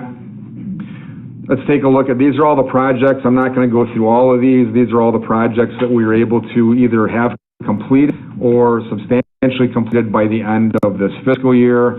I put a few asterisks in there just as notes. Again, some of the project costs may increase or decrease based on, when they're completed and when those amounts come in. Again, we did the Houston Funeral Home and the Green Street parking lot. We reallocated some funding to be able to get those done, because we really needed to have those done, just for additional parking in the downtown in the short term. And then some projects have had some design and some construction that will still occur here in '23, some design in '23, '24 with construction to construction to occur in '24, '25, and then a couple projects with deferred implementation for '24, '25. And then I already mentioned this, that greater funding was available this year because of carrying money over from the first year of implementation of the electric utility tax. So then we move on to '24, '25 maintenance replacement projects. Now, again, I didn't just sit down and come up with this list, nor did I have a negotiation session with all the directors to come up with this list. This was a master spreadsheet. It's massive, that goes out literally to 2043, that outlines every single vehicle, a piece of equipment, every building, facility, maintenance item, everything that would fit into the definition of maintenance and replacement projects. That these are projects that are programmed to be addressed in '24, '25, based on, for vehicles, for example, based on their lifespan, number of years, their condition, all the things that go into that. This is what's programmed. I use vehicles as the example because that's, one of the ones that you'll see over and over again. But this breaks out, the green and the yellow basically shows that, again, $1.1 million is estimated to be available. If you add up all those costs in the lower right-hand corner, you'll see it's $1.7 million, so we're $610,000 short. If you want prioritization of projects, this isn't, again, necessarily preferred, and we need to really wait until Carolyn does her magic in March and April to come to what we're really going to have for money to spend next year. This is preliminary, but if we had to kick projects out, then we would start to prioritize projects to get moved out. We know that equipment and vehicles we really need to stay on top of those things because of their lifespans are shorter, and we'd have to look at potentially moving some building facility stuff out. In this case, it happens to be related to mostly to parks stuff, at least the parks garage. And then so there was a revised shortfall. Everything in green is still $155,000 short. We would then look at that process. Is there a surplus in the general fund? Have our needs been met for general fund balance? And then what's that amount left over that we can then commit to maintenance and replacement projects? It may be that come budget time, when we run the numbers and we do the operating expenses and all is said and done, that we have more than enough money to do this $1.7 million in projects. But again, we won't really know that until we get into the budget process, February, March, April. So Karen's able to get estimates from the state and really know further into the year what our numbers are. So that deals with the maintenance and replacement aspect of it. That I'll say this again with this capital asset new projects, that until we get to the turn of the year and really into the budget discussions, we really won't know where these numbers are going to lay out. This is more of presenting to council, where we're going in terms of maintenance and replacement projects on the one hand. On the other hand, we have capital asset new projects. So again, these are projects that are not, you could argue for some of these, I'm sure, but for the most part, they're new projects. It's not a maintenance and replacement project. It's something new that's either been put on our plate or that we've taken on as a project that we deem as important, that there's no dedicated funding source for. There may be, I wrote down they're TIF eligible for projects, but we'll get into that here in just a second. Back to the gas tax. Yes, the $760,000 that we've estimated that we would bring in through the gas utility tax, right now we're at like $50,000.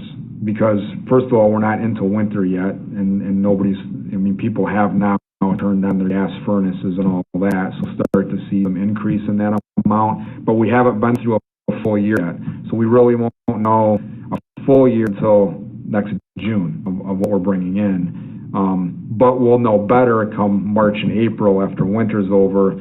There may be $400,000 there or $500,000 there that we could start putting to some of these projects. We don't necessarily want to wait until 25, 26 to start doing some of these things. We just don't know. We know what that dollar amount is right now, $50,000, and that's not enough to do any of these projects. So But this is the projects that we have. We had some of these last year. Some of these we've talked to council about and made sure that they remained on the list. And the bottom line is that some of these are identified as TIF funding eligible projects, but the fact of the matter is there's just not, yes, the TIF is generating money, but not enough money to pay for all these projects that we want to have done in here.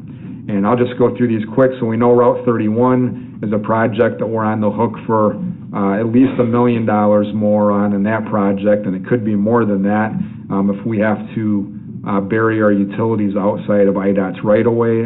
Director Wirch is working on that.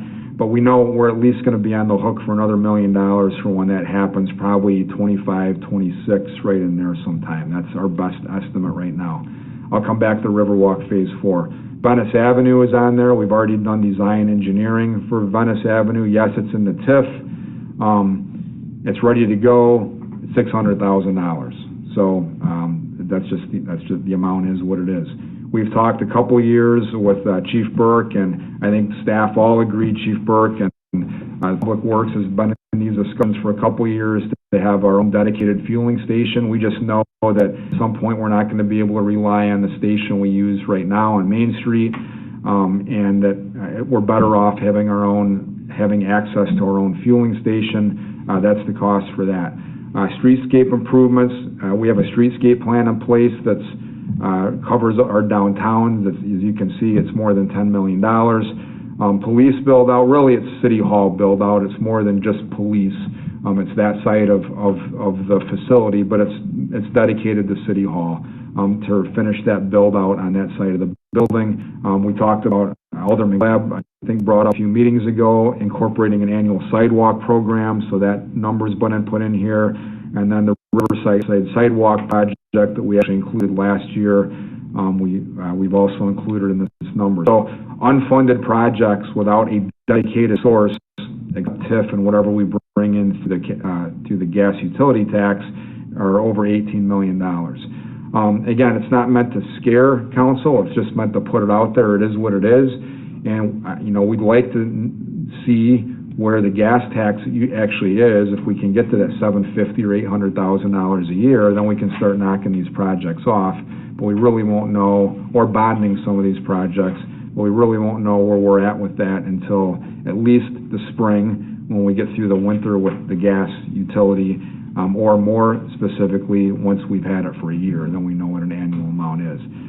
The last thing I wanted to throw on here, this is, I said to a few council members, maybe I said it at a council meeting, I don't know, but I'll say it now, is that the cannabis dispensaries opening up, we've had various estimates, tax on that is 3%. I think down in Algonquin, theirs is 2%, and they get about $700,000 a year on the dispensary in Algonquin based on that 2%. So let's just say the market plays into it, and at 3%, we're still only at $600,000 or $700,000 a year, that we don't go more than that. My recommendation would be, as city administrator, that council dedicate that money to some purpose, whether it's streetscape, because otherwise streetscape's never going to get done. I mean, just that's what the funding's never going to be there to do streetscape in the downtown with all the other projects that we have to do, and looking at where our general fund revenues are at. It's a nice plan, but it's never going to get done unless we dedicate a resource to that. Back to Riverwalk Phase 4. I agree with Bill. We talked about it a couple of times over the last couple of weeks, and some of the aldermen today, is like the Derrick wants to see that done like tomorrow. Like it's the last piece of that Riverwalk to really complete it, except for that section behind Landmark, but for, Phase 5. But really that fluidity from Weber's Park all the way to Green Street. And it was up to me, I'd do that as quickly as I possibly could. That being said, the city administrator, financially conservative person, is, we need to see where the money is going to be. Bill talked about $1.1 million in the TIF fund next year. It still doesn't cover it. We could take $2 million out of the general fund balance tomorrow, but there needs to be a plan to replace that money. And if you have a plan to replace that money out of the general fund, then that's money that you don't use for some of these other projects, because you've already spent it on Riverwalk Phase 4. So I'm torn there between saying just pull the trigger and do it, or waiting until we have money in the bank to be able to do that project. Although a middle ground may be that we kind of talked about today, that we bid the project so that come spring, we actually know what that number is. Because now we're just saying it's 1.9 million, it could be 1.5, or it could be 2.5. So at least if we go through a bidding process, if council's interested in us doing that, I mean, we're ready to go, we could have a number for you when you go through the budget process of what that actually is, and we're able to incorporate it into the budget year, depending on where we fall with it. So that's it. Again, it was more than 5 minutes, but I think it's an important conversation to have, the layout for council or maintenance and replacement plan. Remind you of that, kind of the funding needs for it.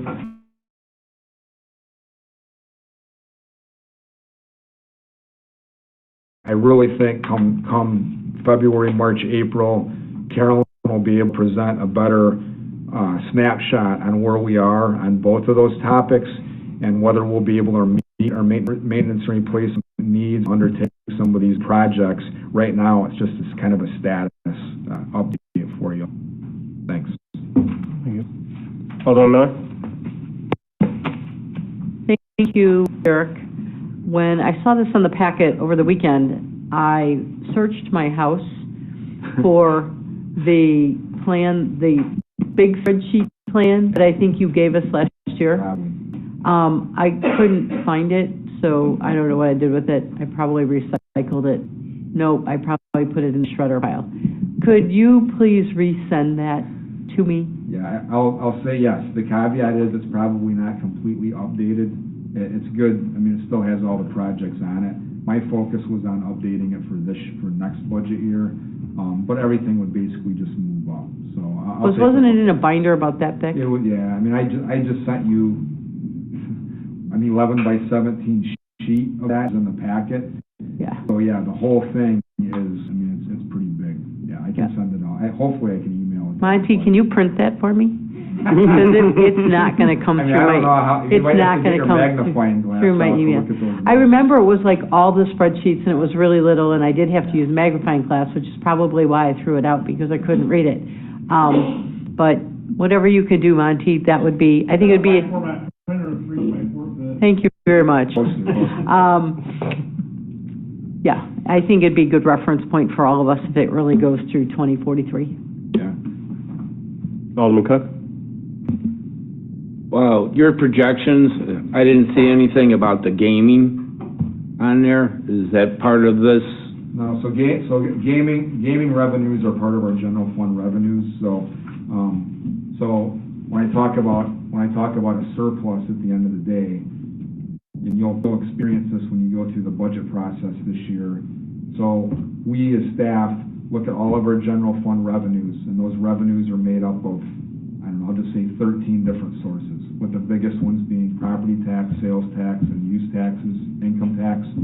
Gaming is another one of those that are in there. We look at all the general fund revenues. Then we look at our operating costs, so every department, except for water sewer division and public works and the recreation center, every other operating department of the city develops their budgets.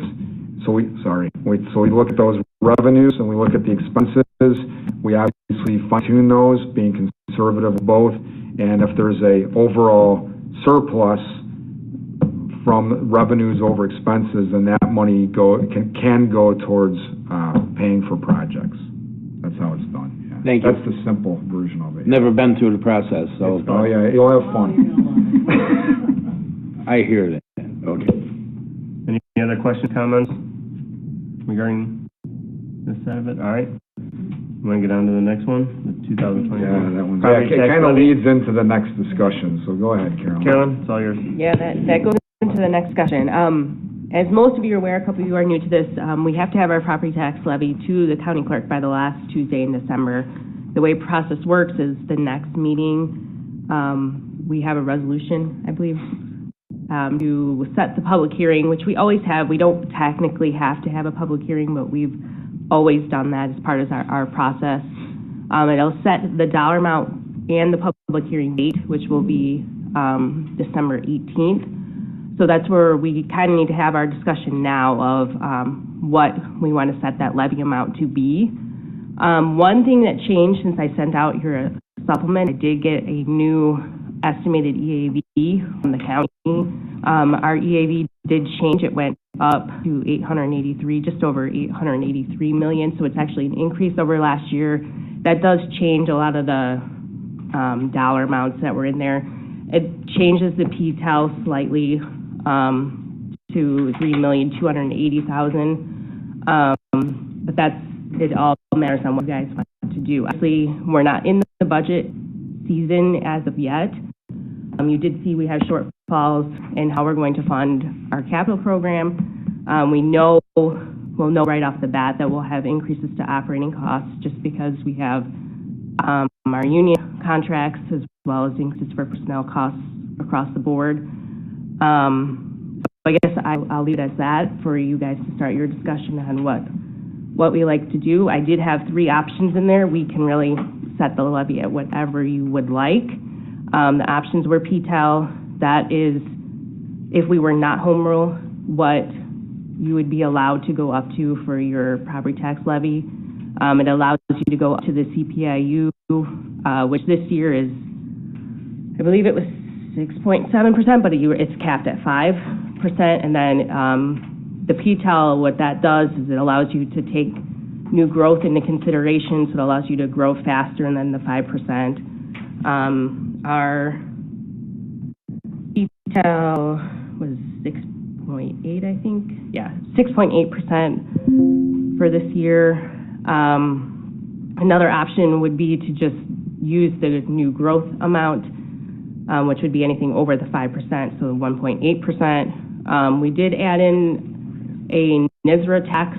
We've discussed this over probably the last 10 years of levying for NISRA because I think Bill looked it up, we had every community but ours levies for NISRA separately. Remember what that amount is? 167,000? So that we could levy for it separate, so that's the third option that was in your packet. All right. And then I'll let you guys discuss and answer questions. Also, Alderman Glab had asked for some information today that I put at all the council members' spots. I sent it out in an email, but it was late in the day, so I redid it on a letterhead and just put it at all your spots regarding what would have happened had we not frozen the property tax levy all but 2 years since 2010. We actually decreased it by $200,000 one year and then increased it slightly last year, but for the last, other than that, it's been frozen since 2010. Someone want to start out the conversation? And I'll jump up once. And I guess the last thing, Carolyn brought it up, I'll just reinforce it. We're not bound by PTEL. We're a home rule community, so we can do whatever we want with it. But the way that we've always addressed it and handled it as staff is that as if we were not a home rule community and we were bound by PTEL. I mean, to me, that's just the fiscally responsible thing to do with our residents, to not take advantage of the fact we're a home rule community and we can do whatever we want, to live by some boundaries. To us, those boundaries have always been whatever the PTEL is. Alderman Miller? Sure, I'll start a hard conversation. First of all, I'm very grateful that we are transparent, and even though we are home rule, we give our residents a full look at what we're doing. And I think that's important because home rule gets a rap that communities with home rule do whatever they damn well please, and they aren't transparent. So thank you for your leadership on that. We have been, my tendency here, conservative on revenues, conservative on expenditures, and we've made our money work as far as we can, which is why we've gotten a lot of these projects done. But when I look at the future, it concerns me that we aren't maximizing our revenue. And I'm not about tax, but we need to find a way to get more revenue, to get more projects off the yellow and into the green, and more importantly, done. So unfortunately, we have frozen, and Alderman Glab's request, we left a lot of money on the table by doing that to the benefit of our residents, but our residents are now saying, let's get these projects done. So I think we do need to look at a revenue or a tax increase.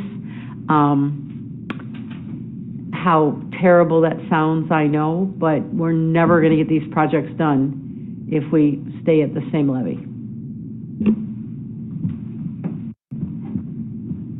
Alderman Cook, go ahead. As Alderman Miller has said about the future and all that, as much as I don't like to raise taxes, I'm still not for raising the taxes. I think we're doing pretty good, the city overall. Maybe it's not the time to be jumping on these projects and getting them paid or done. Maybe we could give it a year, or I don't care, 8 months, and see how it goes. These next 6 months, be very important what the Fed does, what the United States government's going to do, what the other government's doing around the world. I cannot see raising taxes right now until something improves. And it doesn't look like it's improving. And I don't want to sound like doom and gloom. But my gut feeling is there's something bad on the horizon. We don't need to be, raising the taxes just as yet. Thank you. Alderman Glab? Yeah, I just want to mention the fact that it's never easy to just take and make those decisions that we have to raise taxes. But if we do decide to raise property values or property taxes, we darn well better start showing, we're talking about transparency. Well, you can have all the transparency you want, but if they don't see the improvements in their neighborhoods and in their way of life, they can't accept seeing the city adding to property.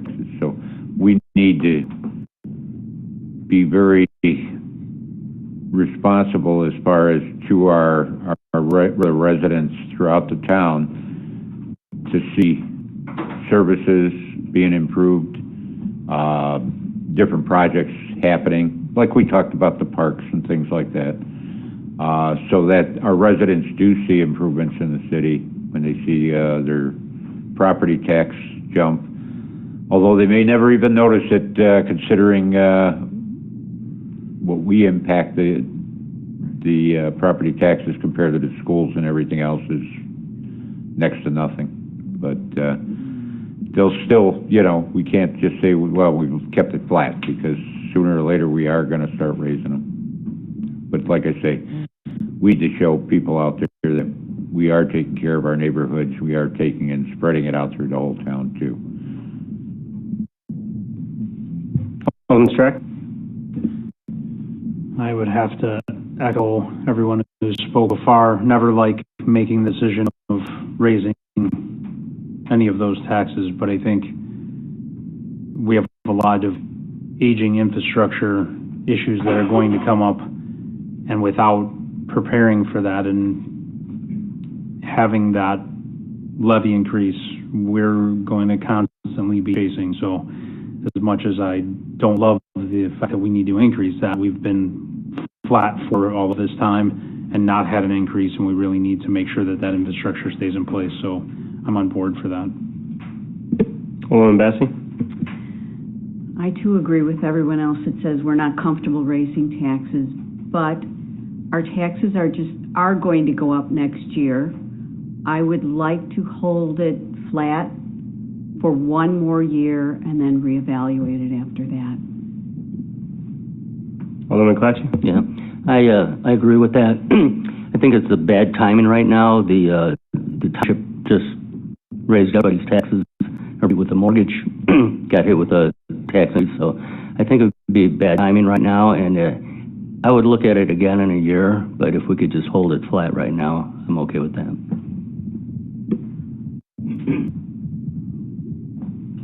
Real quick, Carolyn, the year that we bumped it, what was that? What was the percentage?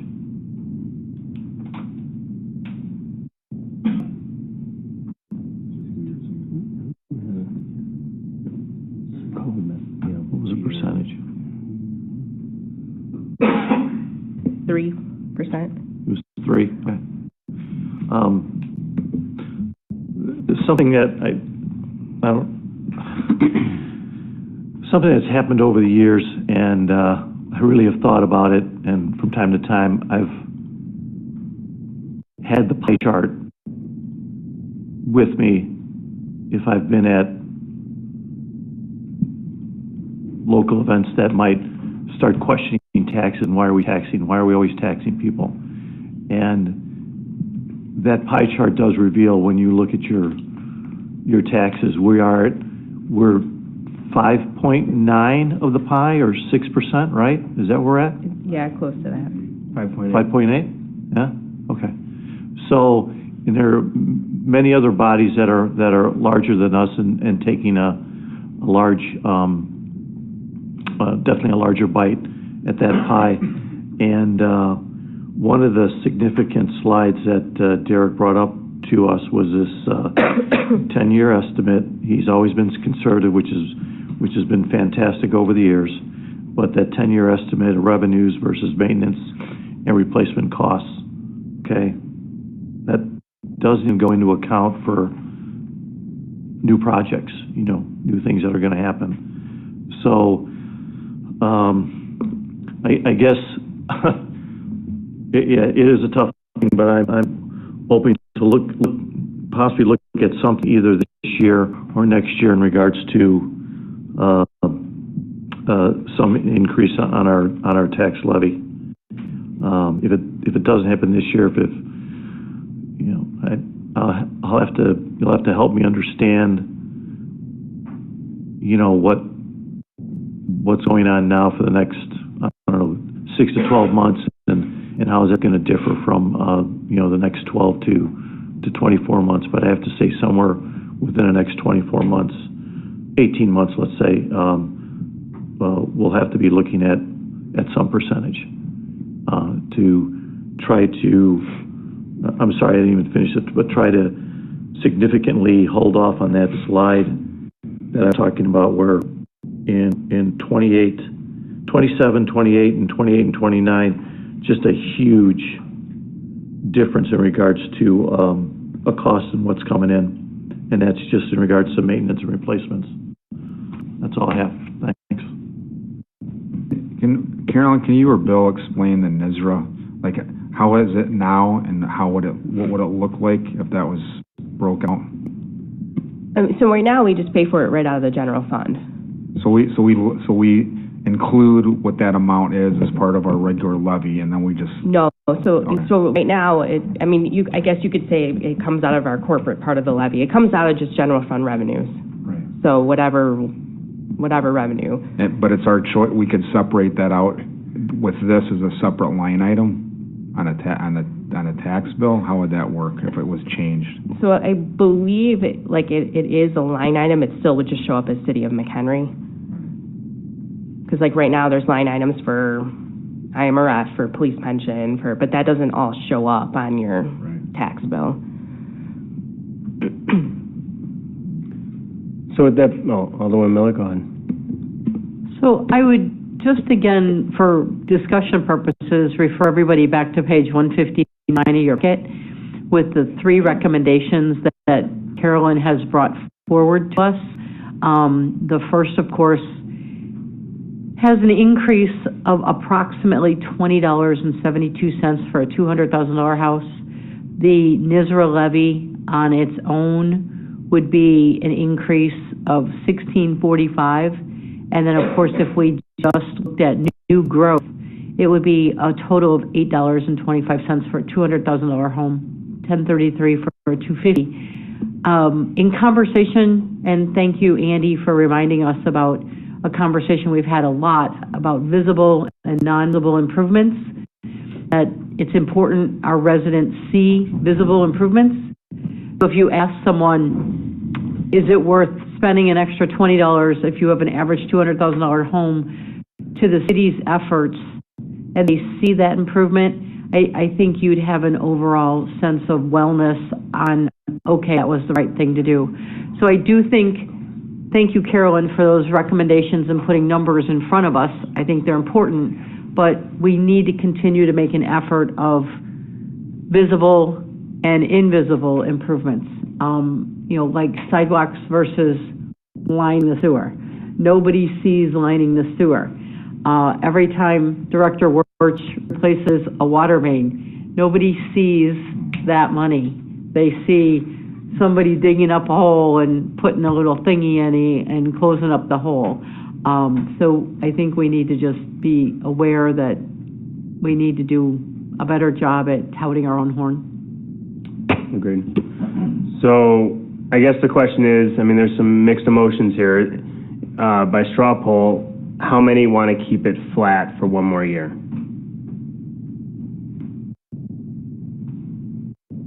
Three.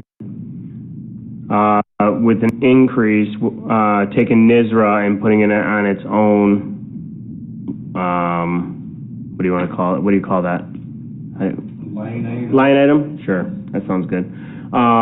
Who is in favor of putting that on its own line item? I want to understand it a little bit more. So the NISRA line item,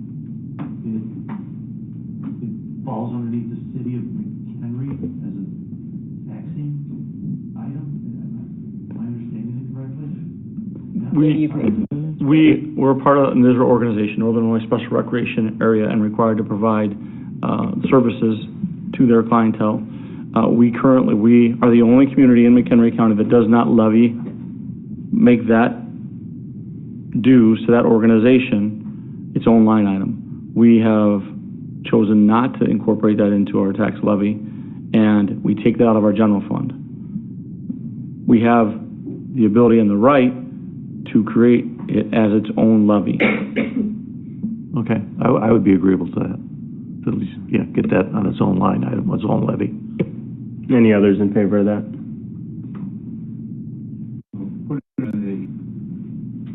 I'm sorry, if we put it in as a line item, it's actually an increase in property taxes without showing it to the city of McHenry. And that's not exactly, you know, I mean, we could say, oh, well, the city's going to keep it flat, but if we're taking that out and putting it in a line, we're not really keeping taxes flat. No, we would not. Let's be sure that if we do separate that out, somehow we get it out to our residents exactly what we're doing so that they will understand that. You don't want anybody coming back later and saying, well, you know, you guys are supposed to be transparent, and you're not, you know. We'll come up with a plan of whatever you all decide. We'll come up with a plan to make sure. Okay, that's the only thing I'd be worried about on. I say, if you'd like, we can also invite NISRA's executive director to come and present to this board so that there's a very clear understanding of what's happening on public record from their organization. Not that I think we relate it well, but as the leader of that organization, that's an option. Well, we have a newsletter. Let's make sure that we get a good solid article in there also down the road, you know, whenever we decide to do that. Okay. So there was 3 in favor of the NISRA separate line item. Even for them. So there's 4 for that. I need to know more about it. But, okay. And then, or is there more support for just P-TELF, just normal growth and new growth? Alderwoman Miller is in favor of that one. And that number would be? $20 $20.72 for a home valued at $200, $25.91 for a home valued at $250. And just remember that the amounts in this supplement are not exactly the right amounts, because I did get that new EAV. So they're a little bit slightly higher than that. But another note, the EAV brings down your rate, so it may not, the amount charged per household is not going to be the same as that either. So who's in support of the PTEL? 3? I think I'd be in support of that as well. So, but I don't get a vote, so. Well, that takes money to the general fund. So we pay our bills, and anything that's extra in the general fund, we get to move it back over to obviously new stuff. So I think instead of having a dedicated fund in ISRA that we can't tap into or use the overage if there is one, I'd much rather see it in the general fund. Because we have latitude. Good. Could we get some information on NISRA? Yeah. What's happened in the last, let's say, 10 or 15 years as far as what we were paying and what's happening now? Have they just stayed up with the rate of inflation, or, you know? For at least last 5 years, they have held that, I mean, it's based on our AAV, but held it the same as we have. They haven't increased dues. They haven't? They have not increased dues. That's firm for the last 5 years. They are looking at adjustment this year. I can, if you want more beyond that, I can certainly get it, but it's a service we're required to provide. We pay for it out of the general fund as opposed to levying it. If we take and we line out NISRA separate, what kind of a percentage is that going to show on our property tax? Approximately.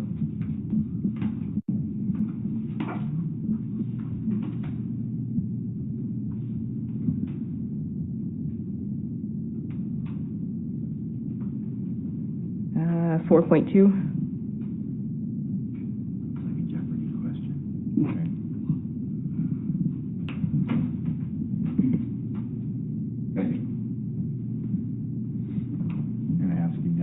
Yeah, we need to know tonight. We can't wait. We have to make a decision because it's got to come to the next meeting. Is this the pending determination tonight, or you have another night? Another night. No.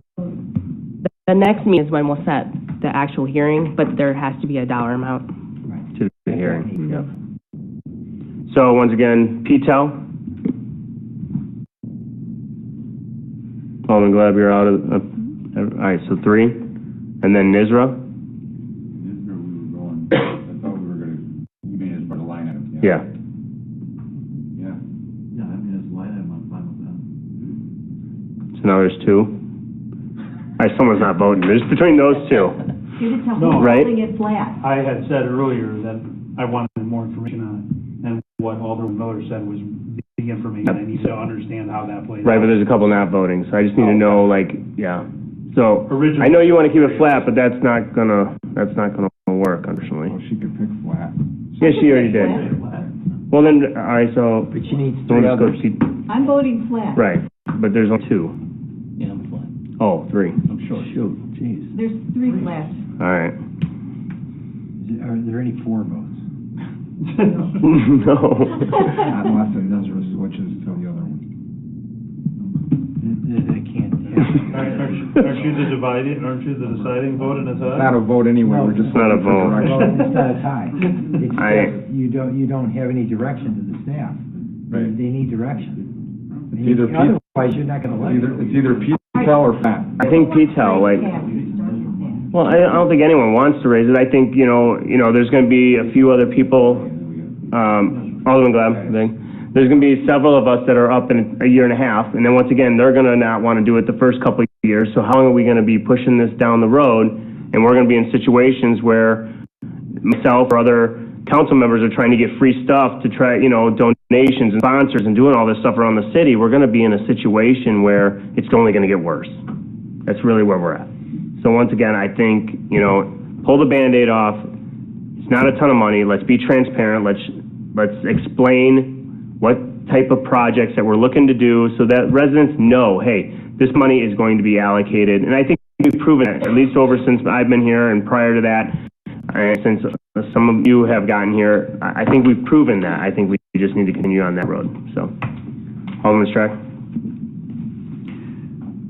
I don't think anyone, any member of the public hasn't realized that since 2010, things cost more. And as much as all of us sitting here have had to spend more money on food and utilities and all the things that happen in our everyday lives, we've kept this flat for a long time. But the city has incurred all of those same increases. When does that stop? We've continued to push raising the levy. Well, what happens when now we're all in the position where there's not enough money for infrastructure? There's not enough money for sewer linings. We've been talking about this. I've only been here for 2.5 years, and that's been the conversation. Let's just wait until next year. When does that end? We have to have money to run the city, and our residents deserve to have that on their plate as well. Yes, it costs money to live here, and it costs money to keep this infrastructure afloat. I don't think any of us want to see us in a position where we've got to break into our reserve money to be able to be doing that. I think the right thing is to move it forward. Thank you. Alderman Gleb? Yeah. The thing is all right, we have increased taxes in the last couple of years to residents. We've added the gas tax. We've added what's the other one? The electric? ComEd. So we have increased taxes to our residents. And if we are going to keep increasing taxes to our residents, let's do it into, if possible, kind of mode to where it's not just on property taxes. I mean, people can lower their gas, usage or whatever, or electricity, and be a lot more frugal on it. But they can't do anything about their property taxes unless they sell their house and buy a smaller house, and have smaller living quarters and have to change their way of living because they can't afford the taxes. And we're not just talking, let's say, the family of 3 or 4, where the husband and wife are in their early 30s. We're talking about a lot of seniors that have to move out of their houses because they can't afford the taxes. And granted, that discussion should be not just at us, but also in, schools and everything else that are really impacting them. But all I'm saying is we can only control what we control. And if we're going to tax our residents more because of the fact that we do need the income, and I agree, I have seen, a lot of things. Well, gas taxes and things like that people can at least control what they take and spend, and that they're being taxed on, at least is a little bit better for the average resident than being hit with the property tax that they have no control on at all. Alderman Miller? Not that I want this to be a real estate tax education seminar, but this year there's obviously several changes to that methodology. First of all, it's a quadrennial, so each assessor has had to touch every property in their district and reevaluate it. So therefore, your property owner has received their notice that they may have seen an increase based on the value, because the assessed value trails the market value. And as we've had multiple years of upward market, assessed values have trailed that, which is now it's going up. To Carolyn's point, our EAV is increasing. You will have a benefit, though, this year that your homeowner's exemption has also increased, and your senior exemption has increased. So although the net effect may still be a direction upward, they're trying to maximize the benefit to property owners by maximizing those exemptions. So the average taxpayer out there, I guess is my point, is going to be totally confused by their tax bill this year because there's way too many moving parts and all of them are hitting the same piece of paper. So it needs to be a year of education, and it needs to be a year of the pie chart in the newsletter representing how small our tax bill is in proportion to the big tax bill. It needs to be, again, working with the township assessors to make sure that everybody's getting the exemption that they're entitled to, because a lot of people don't have all the exemptions they're entitled to make sure that we're fairly receiving revenue from everyone we should.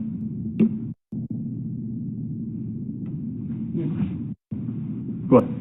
As long as we're talking about taxes, they go up when they get assessed. Do they ever come down? So that's up to your taxing bodies to get your EAVs. The whole budget process, if I need to make $1 million and here's my EAV, it's a mathematical equation, my tax rate needs to be the division of that. So in theory, if you know what your raise is, you know what your EAV is, you should be able to calculate your tax rate. That's simple math. Most taxing bodies do not reduce their rate even if the EAV goes up. So again, you look at every taxing body on, I don't know what page that is, 160, I think. You say, did you adjust your rate because the EAVs, the total assessed value of every property in your taxing district went up? Did you adjust that? And most taxing bodies have not adjusted that. So the net effect is they're raising more money, their budgets are higher, they're able to appropriate more and spend more. In theory, they should, but don't. I've got a question. Thank you. No, I'm sorry. As far as you say we don't adjust the rate is adjusted by what we appropriate as far as dollars, correct? Well, we're not changing a rate. The rate gets changed automatically because of the fact of what we appropriate. So you got an EAV, and granted, it's a lot more complicated than that, but EAV is basically telling a resident what percentage of the entire community, with their EAV, that's what they pay of what the taxing bodies are charging when they appropriate. Correct? I mean, like I said, it's a simple way to explain. You're almost right. Okay. So because the system doesn't work quite the way we'd like it to work, we have to establish a rate before we get an actual count of the EAV. So we're guessing because EAV is adjusted through the process of appeal. So we won't know what our final end-all, be-all number is until the books are closed, which is typically next September. So the book of value is open until everybody has the right to appeal in a hearing, and the county finally says, we're done with that process, close and file. So we can do our best on what that big-ass EAV number is, but it is a moving target until that book is closed. So we have to establish our budget, what our ask is going to be based on our best guess, and then we don't go back to that.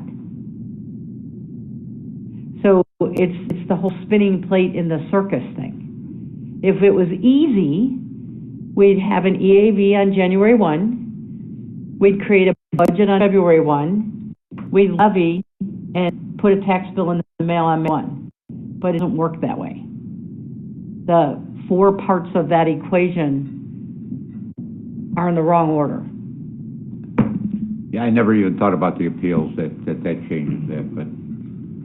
And this year, because I serve the Board of Review, we are expecting an enormous amount of appeals based on the fact that you can look at the assessed letters that went out from factors of 6 and 7% all the way to, I've been called that somebody got an 80% increase.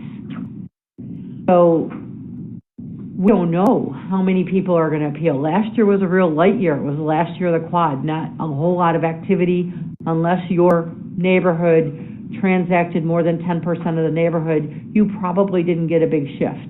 This year, everybody got a big shift. So the appeals are huge. and we don't, well, for us, McHenry Township is out. Nunda is not out yet, so Nunda is with us. And then the big ones, Grafton and Algonquin, they aren't even in the books yet. So it's going to be a tough year for values in Port Carolyn. Those numbers are just going to move all over the board. So do we have some type of direction at this point? Did that help? Petel, Nizra, Petel. Who else is in Petel? All right. Who's flat? 3 and 3. Who's not voting? Who's voting? You're not voting flat or flat? No. You're flat? Then we've got 4 flat. Yes. Yeah. You're going flat with where you going? That's Flat is flat. With King Nizra. No. Flat with the levy. Flat with the levy. So you're going to stay flat, no flat? I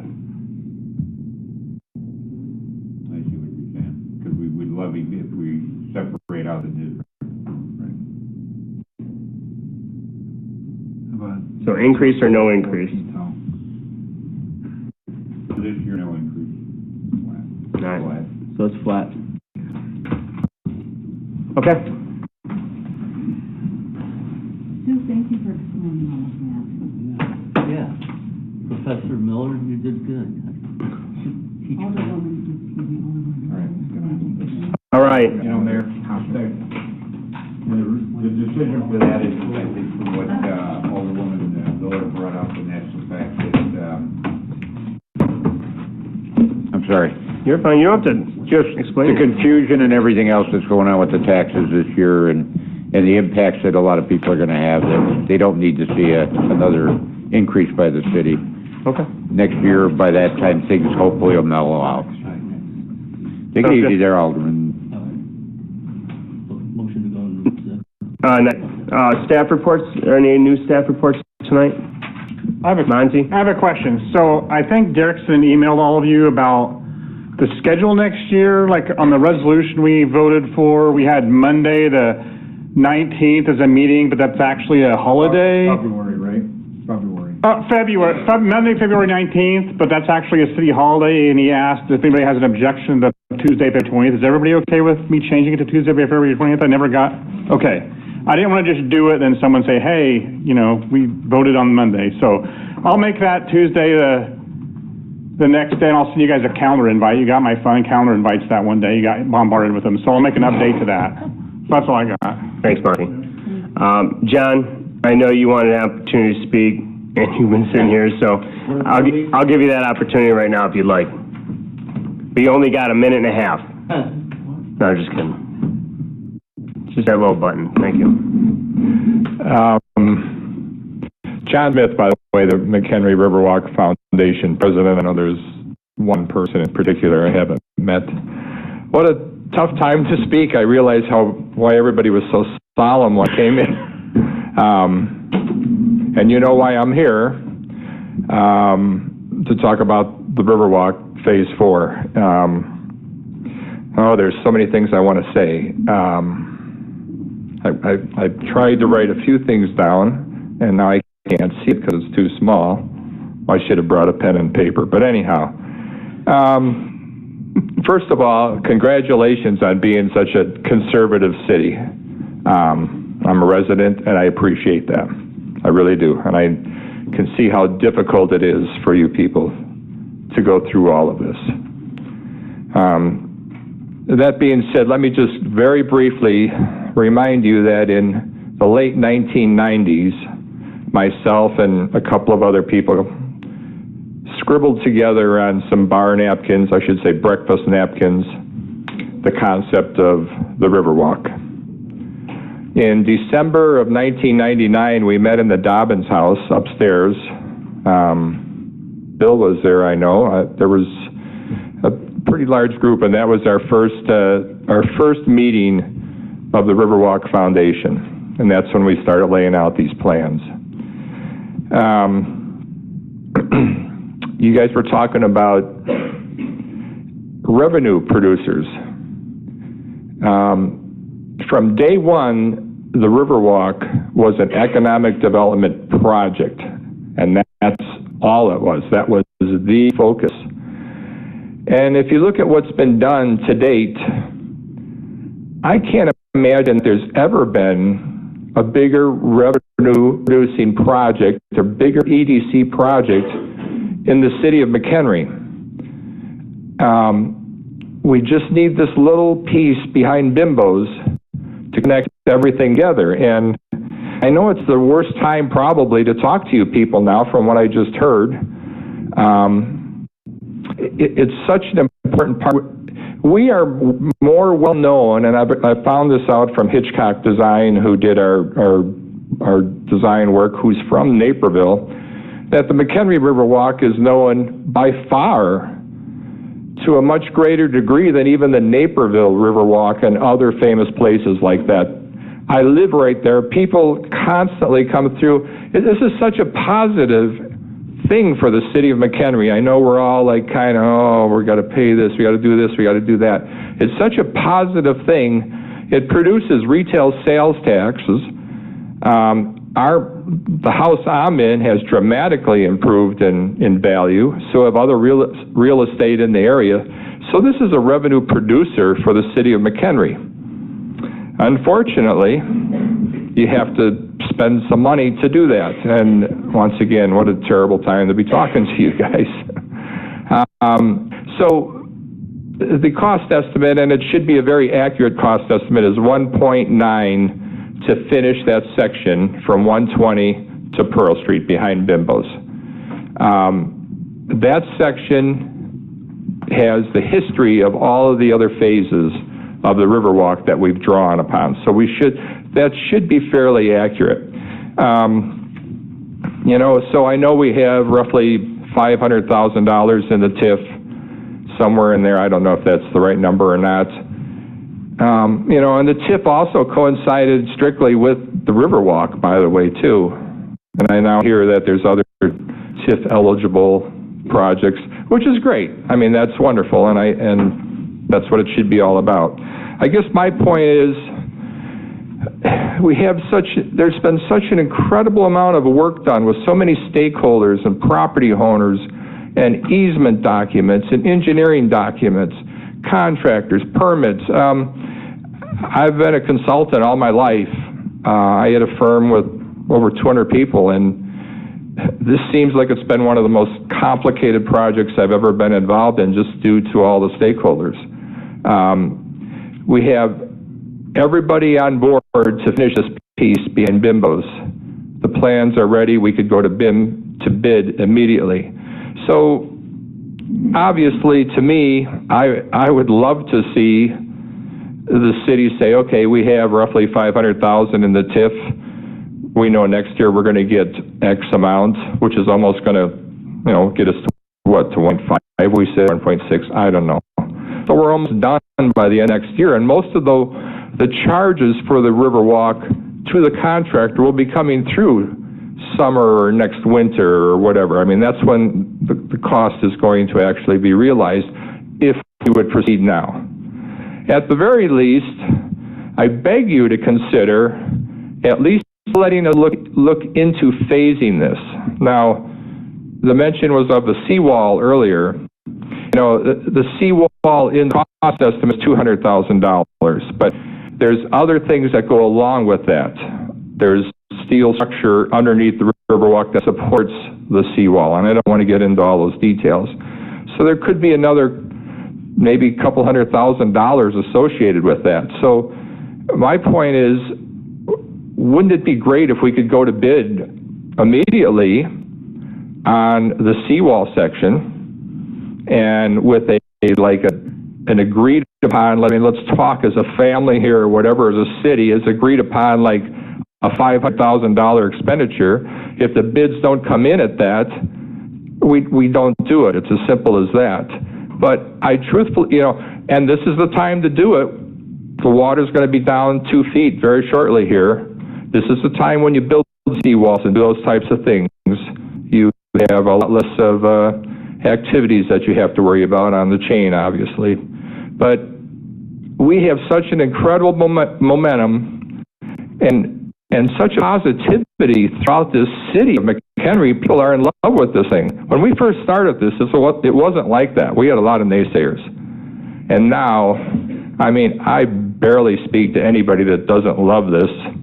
This, to me, is the spine, the backbone of economic development in McHenry. So I beg you to consider looking into at least some type of phasing of this to look at doing something right now. Thank you very much. Thank you, John. Appreciate that.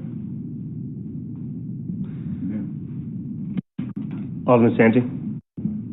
Bill, and maybe to John, but Bill, probably to you. There's no cost to go to bid, right? There is not really a cost. I mean, there's incidental cost just to prepare the document. Documents, okay. And if we do send it to bid, will they break out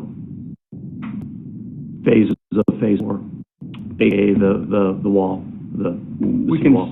Set it up to ask them to do that, but also, you know, in the last, when we did phase 3, it was pretty well itemized. You could go through the whole bid and tell what each cost was. So, you know, without having the documents exactly in front of me to say exactly what we're asking for or what that bid sheet is, it's hard to say. But typically, as our last example of the last phase, it was itemized pretty well to know exactly what each aspect was going to cost us. Yeah. Well, you know, I guess I'm willing to say tonight that, I mean, just to have the bid out there, just to see where we're at. Are we at 1.9? Are we more? Are we less? And then we can see that seawall price also. Because I know building seawalls, the times you do it is within the next month before April when they bring the water back up, I believe. Wait a minute, John, is Bill right that you can just pull an item and say, you know what, bidder, if you don't bid them as alternates, you can pull one out and say, we'll just take that one? Or, I mean, is the contractor loading bid, you know, in their own way? Well, first of all, you're not supposed to load the bid. That's an unbalanced bid. I know you're saying, but by describing it accurately and saying, okay, we're going to have these items, we would have to sit down and look at it again and say, if we're going to put in the seawall, yeah, we still may have to tear out this little piece of sidewalk. We may have to do this, and we would lump those pieces together and just say to the contractor, this is phase 4A maybe, and bid this, please, but also bid the entire phase 4. And that's what we would do. Thank you, John. Alderman Strack. So, Bill, help me remember the conversation that we had that Alderman McClatchy referenced earlier. We had talked about this phasing of this project months ago, and part of the conversation was we were in this situation where we needed to get the electric done. Yes. Right. So now we're close to that spot. Yes. And then we had talked about allocating. There was some revenue that was available for west of Green. Correct. Which was a small amount of money. It's $200,000. Right. So we've got that money that we said we were going to shift, potentially, that we could look at shifting that 200 over towards the seawall. Plus the 270 of the existing balance in the TIF after this year. So when I referenced earlier, approximately 450, 470, that's those two amounts combined. Okay. All right, so that is including the 200 from the west of Green money that we had allocated previously. Yes. Okay. And do we have any idea what we think that seawall will cost? I mean, is that close, 400? John, are you thinking that's the number, 400? I mean, I think we know what we spent on the previous revisions. We know it's going to be a little more, but we know probably per square foot what we're at. Why don't we just go to bid? I mean, are we in favor of just going to bids? We get those numbers. But I'm just going to see, are we going to go through the process of going to bid and then not have anywhere near the dough to do it, or are we actually close? I think, Item number- John, go ahead, but I was just saying, from my point of view, there's the seawall, but then there's other structure that needs to be built along with the seawall, because Right. it can't, how the last phase worked in simplicity was, we put the seawall in front of the old seawall, but then there was tying the two seawalls together, so it wasn't just a sheet that was just driven in by itself. There was actually structure that tied the two seawalls together, and so there's additional structure that needs to happen aside from, right? He's 100% correct, yeah. We've been working on this so diligently, yeah. But those are the things that we would sit with the engineer and the contractors and point out, and hopefully do it in that $400,000 range or whatever the case may be. Do we think, John, do you think that that's a realistic number in what, adding the extras that we're talking about? Do you think that's relatively close to feasible? Because if we're not anywhere near having enough to even talk about it, then we might as well bid it in the spring because it's going to be more accurate. So here at number 11, for instance, it says seawall, and we've used historical prices. There's 372 feet at $500.50 a foot, so it's $204,000. So that's just the seawall if they were driving the seawall in, but that's like Bill said, we have to put some structure in front of that so that seawall doesn't cave over. And that's what we have to determine. Is that 100,000 or is that 200,000, whatever? So it sounds like 400 might be able to actually get the seawall. We might be close to being able to accomplish that.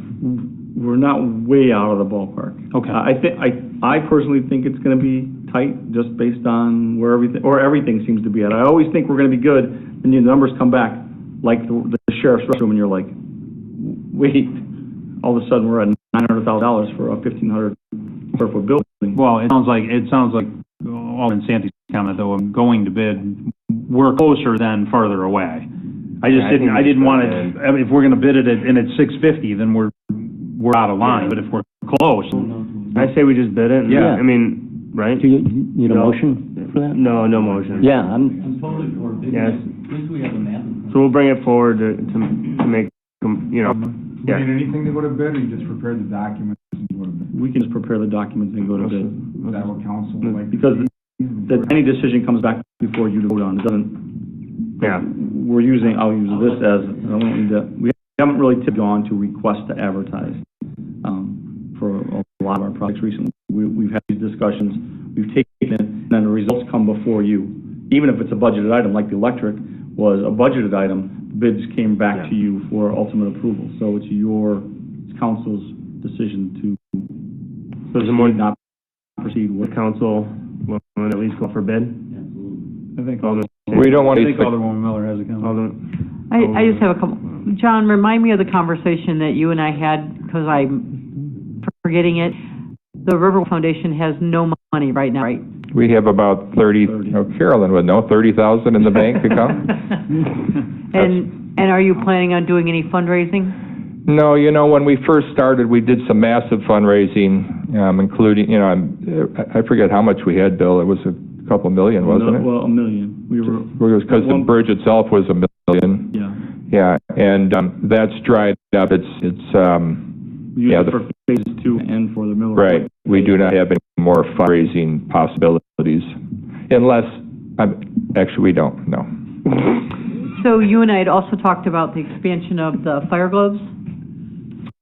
Yes, Is there any more conversation about bless you? I've actually, Bill and I have discussed it. I don't know, Bill, if you've thought about that anymore. We have. We've had discussions about where they potentially go, and then obviously we fundraise, we put a price on them. We've talked to the artist. She's available and can do those. So it's us figuring out where locations would be and what we would charge.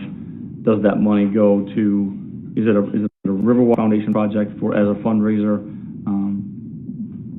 We've had further discussions on that, yes. And including not only in water. And my point is that we're not going to sell enough fire globes to do a $1.7 million project. But, I also want to be frugal and raise as much money as we can, because some people are very passionate about those. This year, we lit the fire globes every Saturday night down at Miller Point. You couldn't get anywhere near them. there were hundreds of people in that park. So I would love to see that program expanded, and you and I have had that conversation about other places to expand them. Yeah, and I shouldn't have said no so quickly. We do have interested parties. For instance, Switzer Boat Company is interested in doing some sponsorship, and they keep asking, are we a 501c3? And I said, yes. I don't know where they're at. There's people that always want to donate benches and things like that. So there is fundraising constantly going on, but not to the degree of this magnitude that we did at one time. But we've also had people approach us, like Keith Johnson, Right. on the seat wall. I mean, that was a $30,000 donation that he came to the Riverwalk Foundation. People that are looking to do those type of projects. And so I would say they're not actively being solicited, and maybe there's an avenue once we continue to utilize and explore Miller Point for, we talked about some concerts over next summer, maybe one a month, that there's a presence for the city and for the Riverwalk Foundation that then increases their visibility to be able to kind of kick off some fundraising again. When you start seeing all the successes that we had, I think that's a good diving step or a stepping stone to be able to kind of reinvigorate some people and start to ask for money again for those type of things. But especially if we have phases or aspects of phases that can be, whether it's a sign for phase 4 or whether there's some aspect maybe that we can enhance the Riverwalk, those are things that then we can reach out to people for donors or donations. Thank you. Okay. Thank you. Thanks, John. Thank you for your consideration. I need something to do yet. Grab a corned beef sandwich. All right, so is the majority in support of at least going out for bid? Yeah, that's fine. All right. Thanks, John. All right, Mayor's report. I'm going to go quick. I want to thank you all for the support for Rise Up. This year, there's going to be between 8 and 9 national acts, or next year, sorry, 8 to 9 national acts. We'll have the largest rentable stage on the grounds, 110 feet by 75 feet deep. All video walls, all spotlights will be now automatically controlled, so there won't be no scissor lifts and high schoolers up there. That was a little crazy. 300 plus volunteers already have signed up from last year. 10 RVs for changing rooms and stuff for the bands. Catering bus will be on site all 3 days for all bands. Entire park will be once again fenced with 6-foot tall fencing. That worked out really well last year. Over 110 porta potties. That was a first year mistake that we didn't have enough, so we actually upped again this year for next year. We will be going with a new partnership with Tixer, so it's a 2 to 3 day ticketing options versus last year we just had 1 and 1. You'll actually be able to pick 2 country nights or all 3 nights. And then we'll also have 50/50 tickets available online, so as they purchase their tickets, they'll be able to purchase 50/50 tickets as well. All beer tickets are going to be done digitally, no raffle tickets. That's another reason why I decided to go with Tixer. And then Thursday, Friday, Saturday show. So I just want to thank you all for your support. We're already in the works of announcing on the 20th our first Friday night, the entire lineup. Actually, I just got word that that one is now approved. So Friday, we have all 3 acts approved and we have contracts. So we'll announce Friday's show. It'll be a country artist. We'll announce that on the 20th. Tickets go on sale on the 24th. And then a couple weeks later, we'll announce the other days. So I just wanted to give you all an update on that. So thank you. One thing, yep, go ahead. This should be a 30-second input. So we need to know, Steve and I need to know on Route 31 project whether it's okay to go with concrete barriers for the median or concrete median. The option is to have trees and grass, but it's a maintenance nightmare if we do that. So is it okay if they need an answer by the end of this week? All right, it's just going to be a headache if it's concrete they pay for. Yeah, so we're good. All right, there you go, Steve. Thank you. There you go, 30 seconds. Well, and not only that, it's a safety hazard when you guys are out there mowing those medians. I feel bad for those guys. Cars are whipping by at 45 miles an hour, and they're out there in the middle trying to mow the grass. It's ginormous risk. That's why you get those remote ones. Woodstock. Thank you. City council comments? Alderman Gleb? Yeah. I just want to comment on the leaf pickup program.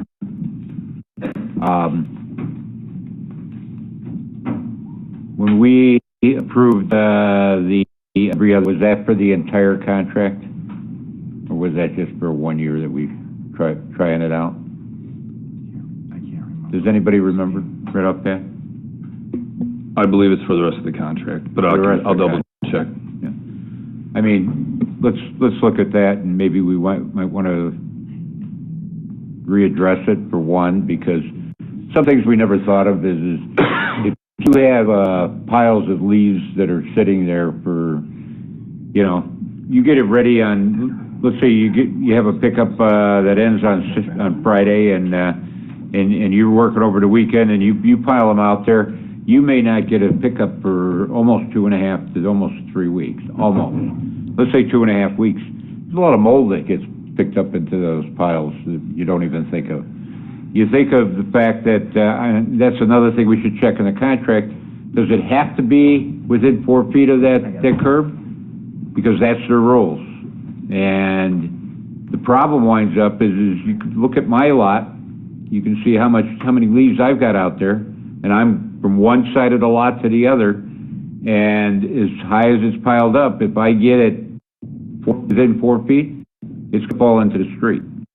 You don't need leaves falling into the street all over the place. So, if it isn't in the contract for the 4 feet, then they need to pick them up if it's 5 or 6 feet, within reason. And if they have to get a longer, hose, I think they ought to get the longer hose. Now, as long as we're talking leaf pickup also, I think something that we have to decide, we've been looking at long-term capital projects is they've already told us when we've renewed our contract or did our contract, leaf picking them is not going to be an option unless we, as a city, pick it up. We have residents that have gotten used to having their leaves picked up, every week. Well, used to be every week. And I know your predecessor looked into the cost of some of these trucks and everything else, and they are astronomical. But if we're going to lose that service, are we going to pick it up? We talked about, well, what do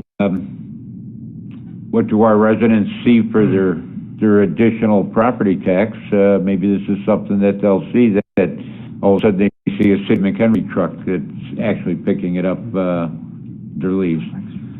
Rather than losing the service. I mean, and that's something that we have to discuss whether we want to or not after the contract. Contract's what, for another 2 years? Oh, okay, so there's 3 more years. So we've got some time to look at that, to see that if the leaf pickup program, it will not be bid out by others anymore, and if we decide to pick it up, we got to start thinking now as far as how we're going to accommodate that as far as cost of trucks. You don't want to be 6 months out and start looking at how do we pay for new trucks and everything else and whatever. So just thought I'd bring that all up. Thank you. Alderman Miller? I'll just remind for the record that if it's in a vessel, they will pick it up as yard waste. That leaf vacuuming is the piles on the side of the street, but the faster, cleaner, easier way is to put it in a vessel, and yard waste comes every week with your garbage. Right. So I have a lot of leaves. It is a pain in the butt, but that's how I'm going to get rid of them if they don't come pick them up. I would say without a doubt, that what I have in front of my front right now is probably going to take 40 bags at least to fill. I'm not going to pile 40 bags of leaves out there. I don't know what I'm going to do. Am I going to stick them in the ditch behind me and let them go out to Boone Creek? At this point last year, I think I have a picture that I had 32 garbage cans out in my front. I had my entire corner lot full of garbage cans for the yard waste dude, because I needed them contained because the wind was doing exactly what it's doing today. It's blowing them all back in. So I get it. It's a pain. I get that, but we also told our residents years ago that we were going to do away with the leaf burning because of the fact that we have an alternative. Now we're taking that alternative away years later. So we need to figure out what that alternative is, and putting it in bags is not acceptable.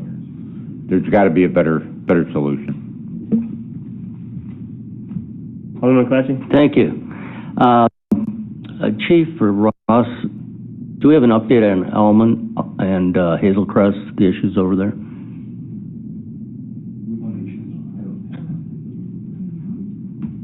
Yeah.